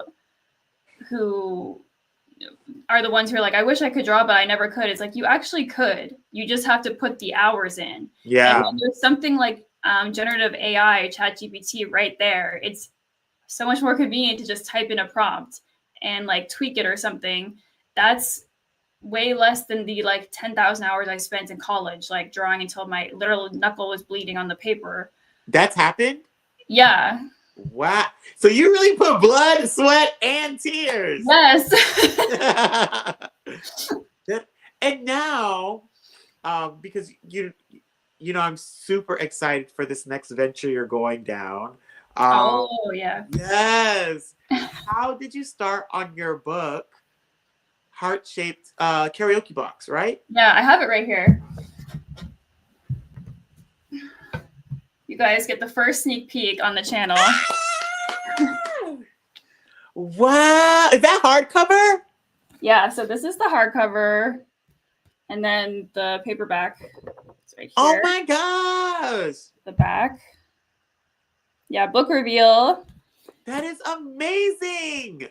So is any of your artwork in there at all, or is the title is the front page created by you? Like, yeah. So I did the cover design, and then coming up on Monday morning, you guys, there will be 2 new videos going up on my channel about the book. So the book is out on Monday. Congratulations. By the way, thank you so much for distracting me from it because I've been so stressed like the past 2 days worrying about it and stuff, and I haven't thought about it all until now since we started talking. It's just like a big thing, and like so many things have gone wrong so far. I mean, that's with every freaking thing. Like you literally holding the final product. Yeah, and it's not too long. Like it's a short little baby. So if I buy a hard copy, would you sign mine? I don't know if you want to buy one from me though, because it'll cost like $40. Yes, I will. What the hell? Or you could just like buy one off Amazon and then whenever I meet you in person, I'm giving you the $40. Okay, well I'll give you. Okay, so I have some more stuff to go with it. Yes. So this was kind of just like an in-person thing, but you guys will see in the video that I did character art for each of the 4 main characters. Oh my god, that's amazing. My cat's entering the show. Hi. So that's our main character, Ava. Ava, she's cute. Tobio, Yuya, and Miriko, the new J-pop star of Japan. Did you base any of the designs on anybody that we might know or anybody in your life? Um, uh, uh, yeah. So Miriko. Oh, wrong side. Miriko is based on kind of like early 2000s J-pop divas. Like I talk about it in my video that's coming up. It's already scheduled, all done, ready for you guys. You'll see the art like up close in there. But it's like more. It's inspired by early 2000s J-pop, and a lot of the other artists in the book are like nods to real artists. They're not exactly like them, but kind of like I'm Yeah. curious to see once if you guys read it, like if you can be like, is this maybe we'll do another live video where you guys can jump in and be like, this is who I think this person is, and like Cool. so there's this trio in the beginning of the book called V Stop. Okay. And the main character Ava starts listening to them when she moves to Japan, and that's how she starts getting into J-pop. And then Perfume. I'm gonna wait. No. That's so cool. And then she ends up working with Miriko, who is like the up and coming J-pop star. And she's like a soloist. She starts writing her own music, and like Ava's helping her. And Ava has this whole like romance saga before she meets Miriko. And then this is a spoiler. Miriko starts writing an album based on Ava's love life. Experiences. Oh my God, scandal. Paulo, can I get it at Barnes and Noble? I think you can. It might be just the ebook up right now, but if you check back again, the printed one should be up. I will be doing like a master post list of like where it's available in every country. But thank you so much. And cat reveal, yes. Oh, Matter, you got yours from Barnes & Noble. So did you get the hard copy or the ebook?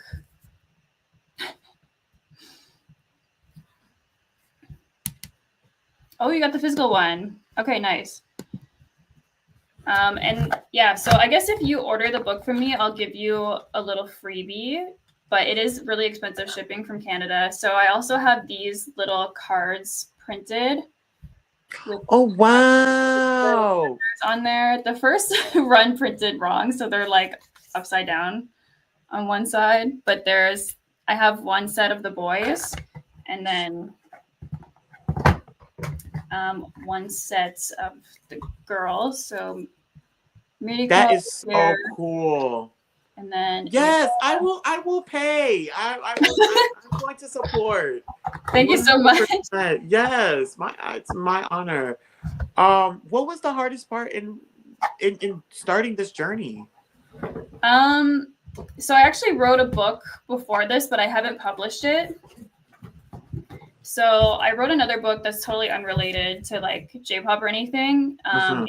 It's about a like poor family in Ontario, Canada that it's during the like onset of an ice age. Oh, and okay. Then they get sucked into this like eco cult.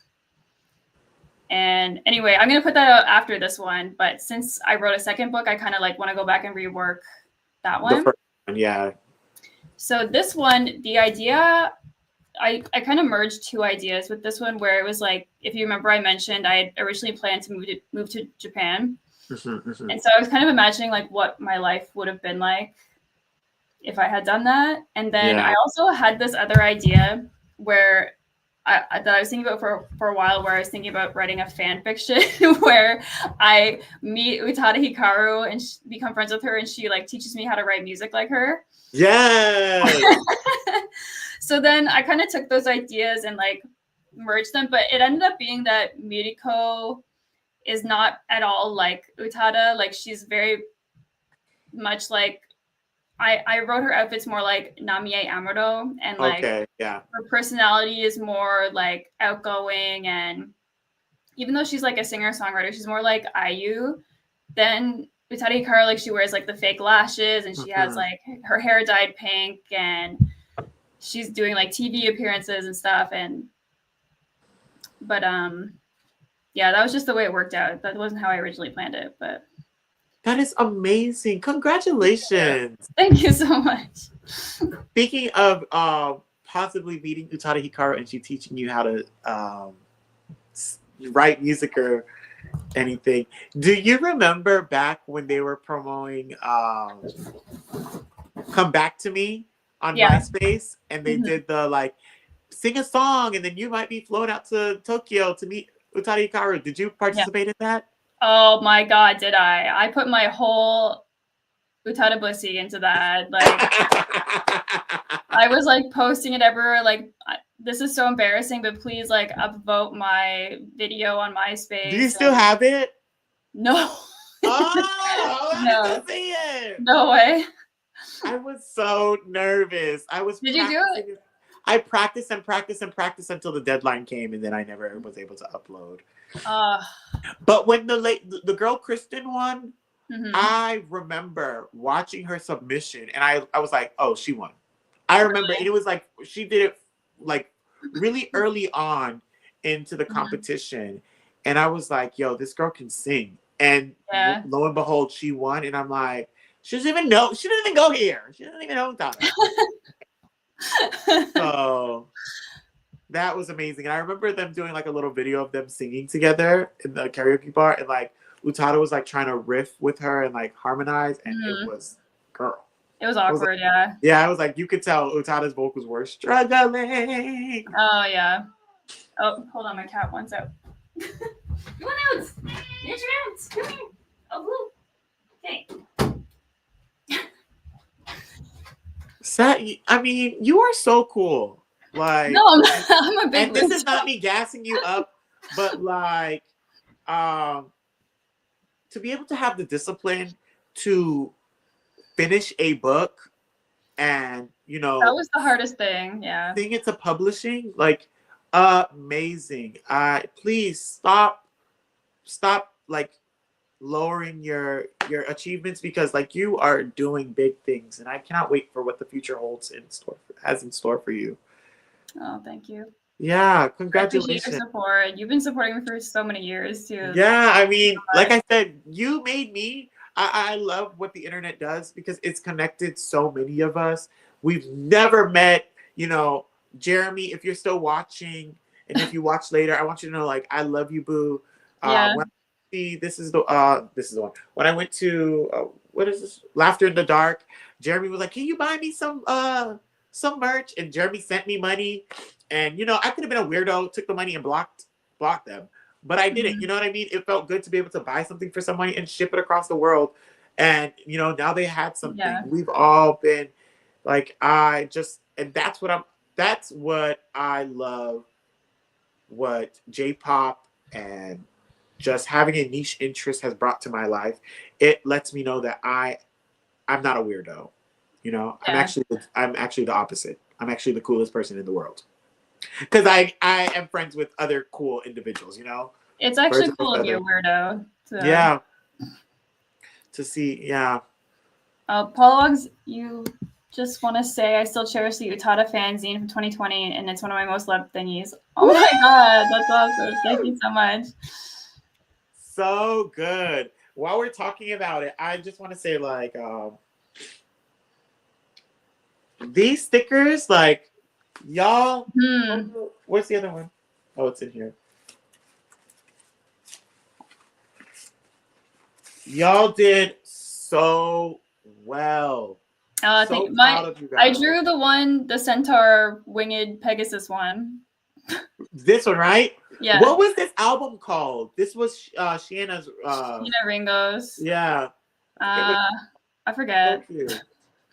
So cute. Even this one, this little guy. I remember seeing it in the concert video. Yeah. The dishwashing one is Maros.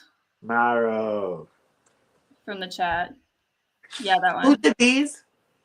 That is Sen. They don't really have a social media presence much now, but yeah. Yes, Sen. I have those ones on my laptop cover. I really like them.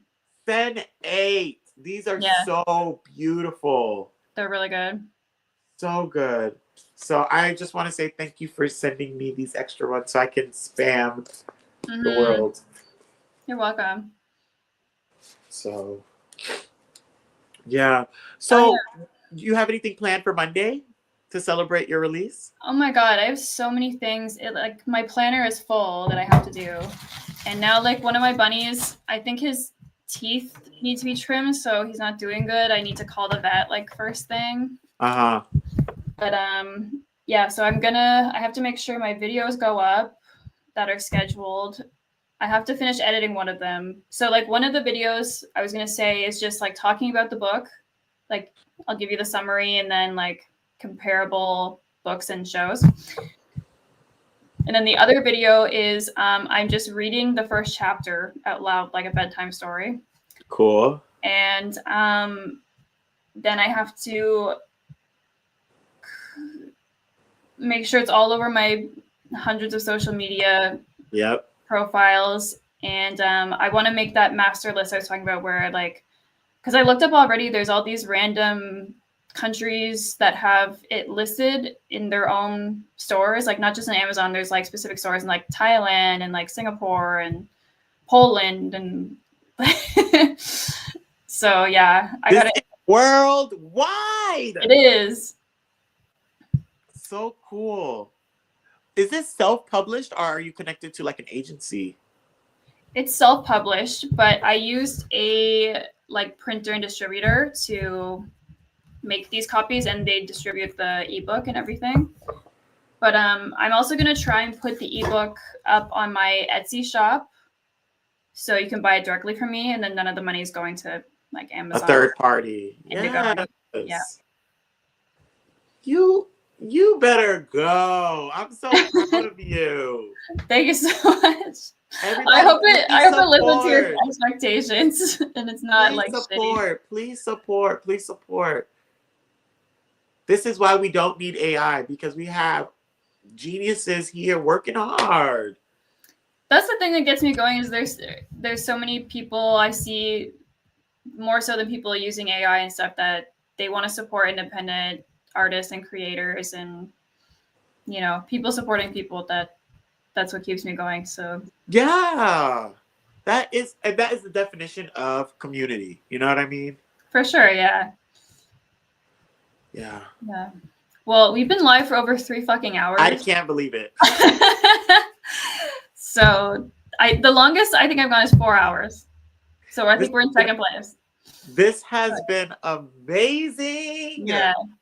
Thank you so much for giving me this opportunity to just ramble and speak. Yeah, I love how excited you were. Like I mean, I never used to ask people to go on my channel because I thought it would just be like annoying or like, you know, some people wouldn't want to. It's a lot to like show your face on video for the first time and like, I don't know. But yeah, you were so excited. I was like, yes, cool. Yes, 100%. Please, if you ever want to talk about anything else, you know where to reach me. I will. Yeah, I love your encyclopedia of Utada knowledge too. You're like on my level. Yes. Period. Yeah, it's written in stone. Y'all heard that. I am Wikipedia 2.0. But so you mentioned on, I think Instagram recently that you want to start making like more content, become like a content creator in 2025. So. I do. That is something that I'm very much wanting to do. I want to connect. I just want to talk. I can talk for hours, like we just see. I have so many ideas and thoughts that roll through my head. So what kind of vein do you think you're gonna go with that? Like, honestly, there's a drag queen that I really there's 2 drag queens that I like are obsessed with. Mm-hmm. Delta Work and Bob the Drag Queen. Oh, I know Bob. Yeah, they just talk all day. They can talk about anything. Mm-hmm. Delta, she has a podcast literally where she says like frying the small fish. She'll mm-hmm. talk about like not enough ice in her iced tea at Chili's and things of that nature and just going in. And that if I do, it's just to talk about things that interest me and to mm-hmm. connect with my friends like what we did here. If I could, you know, when I do have one, it will be to do exactly what the hell we just did now. Have a topic and it just branch off into different mm-hmm. things under the sun, you know.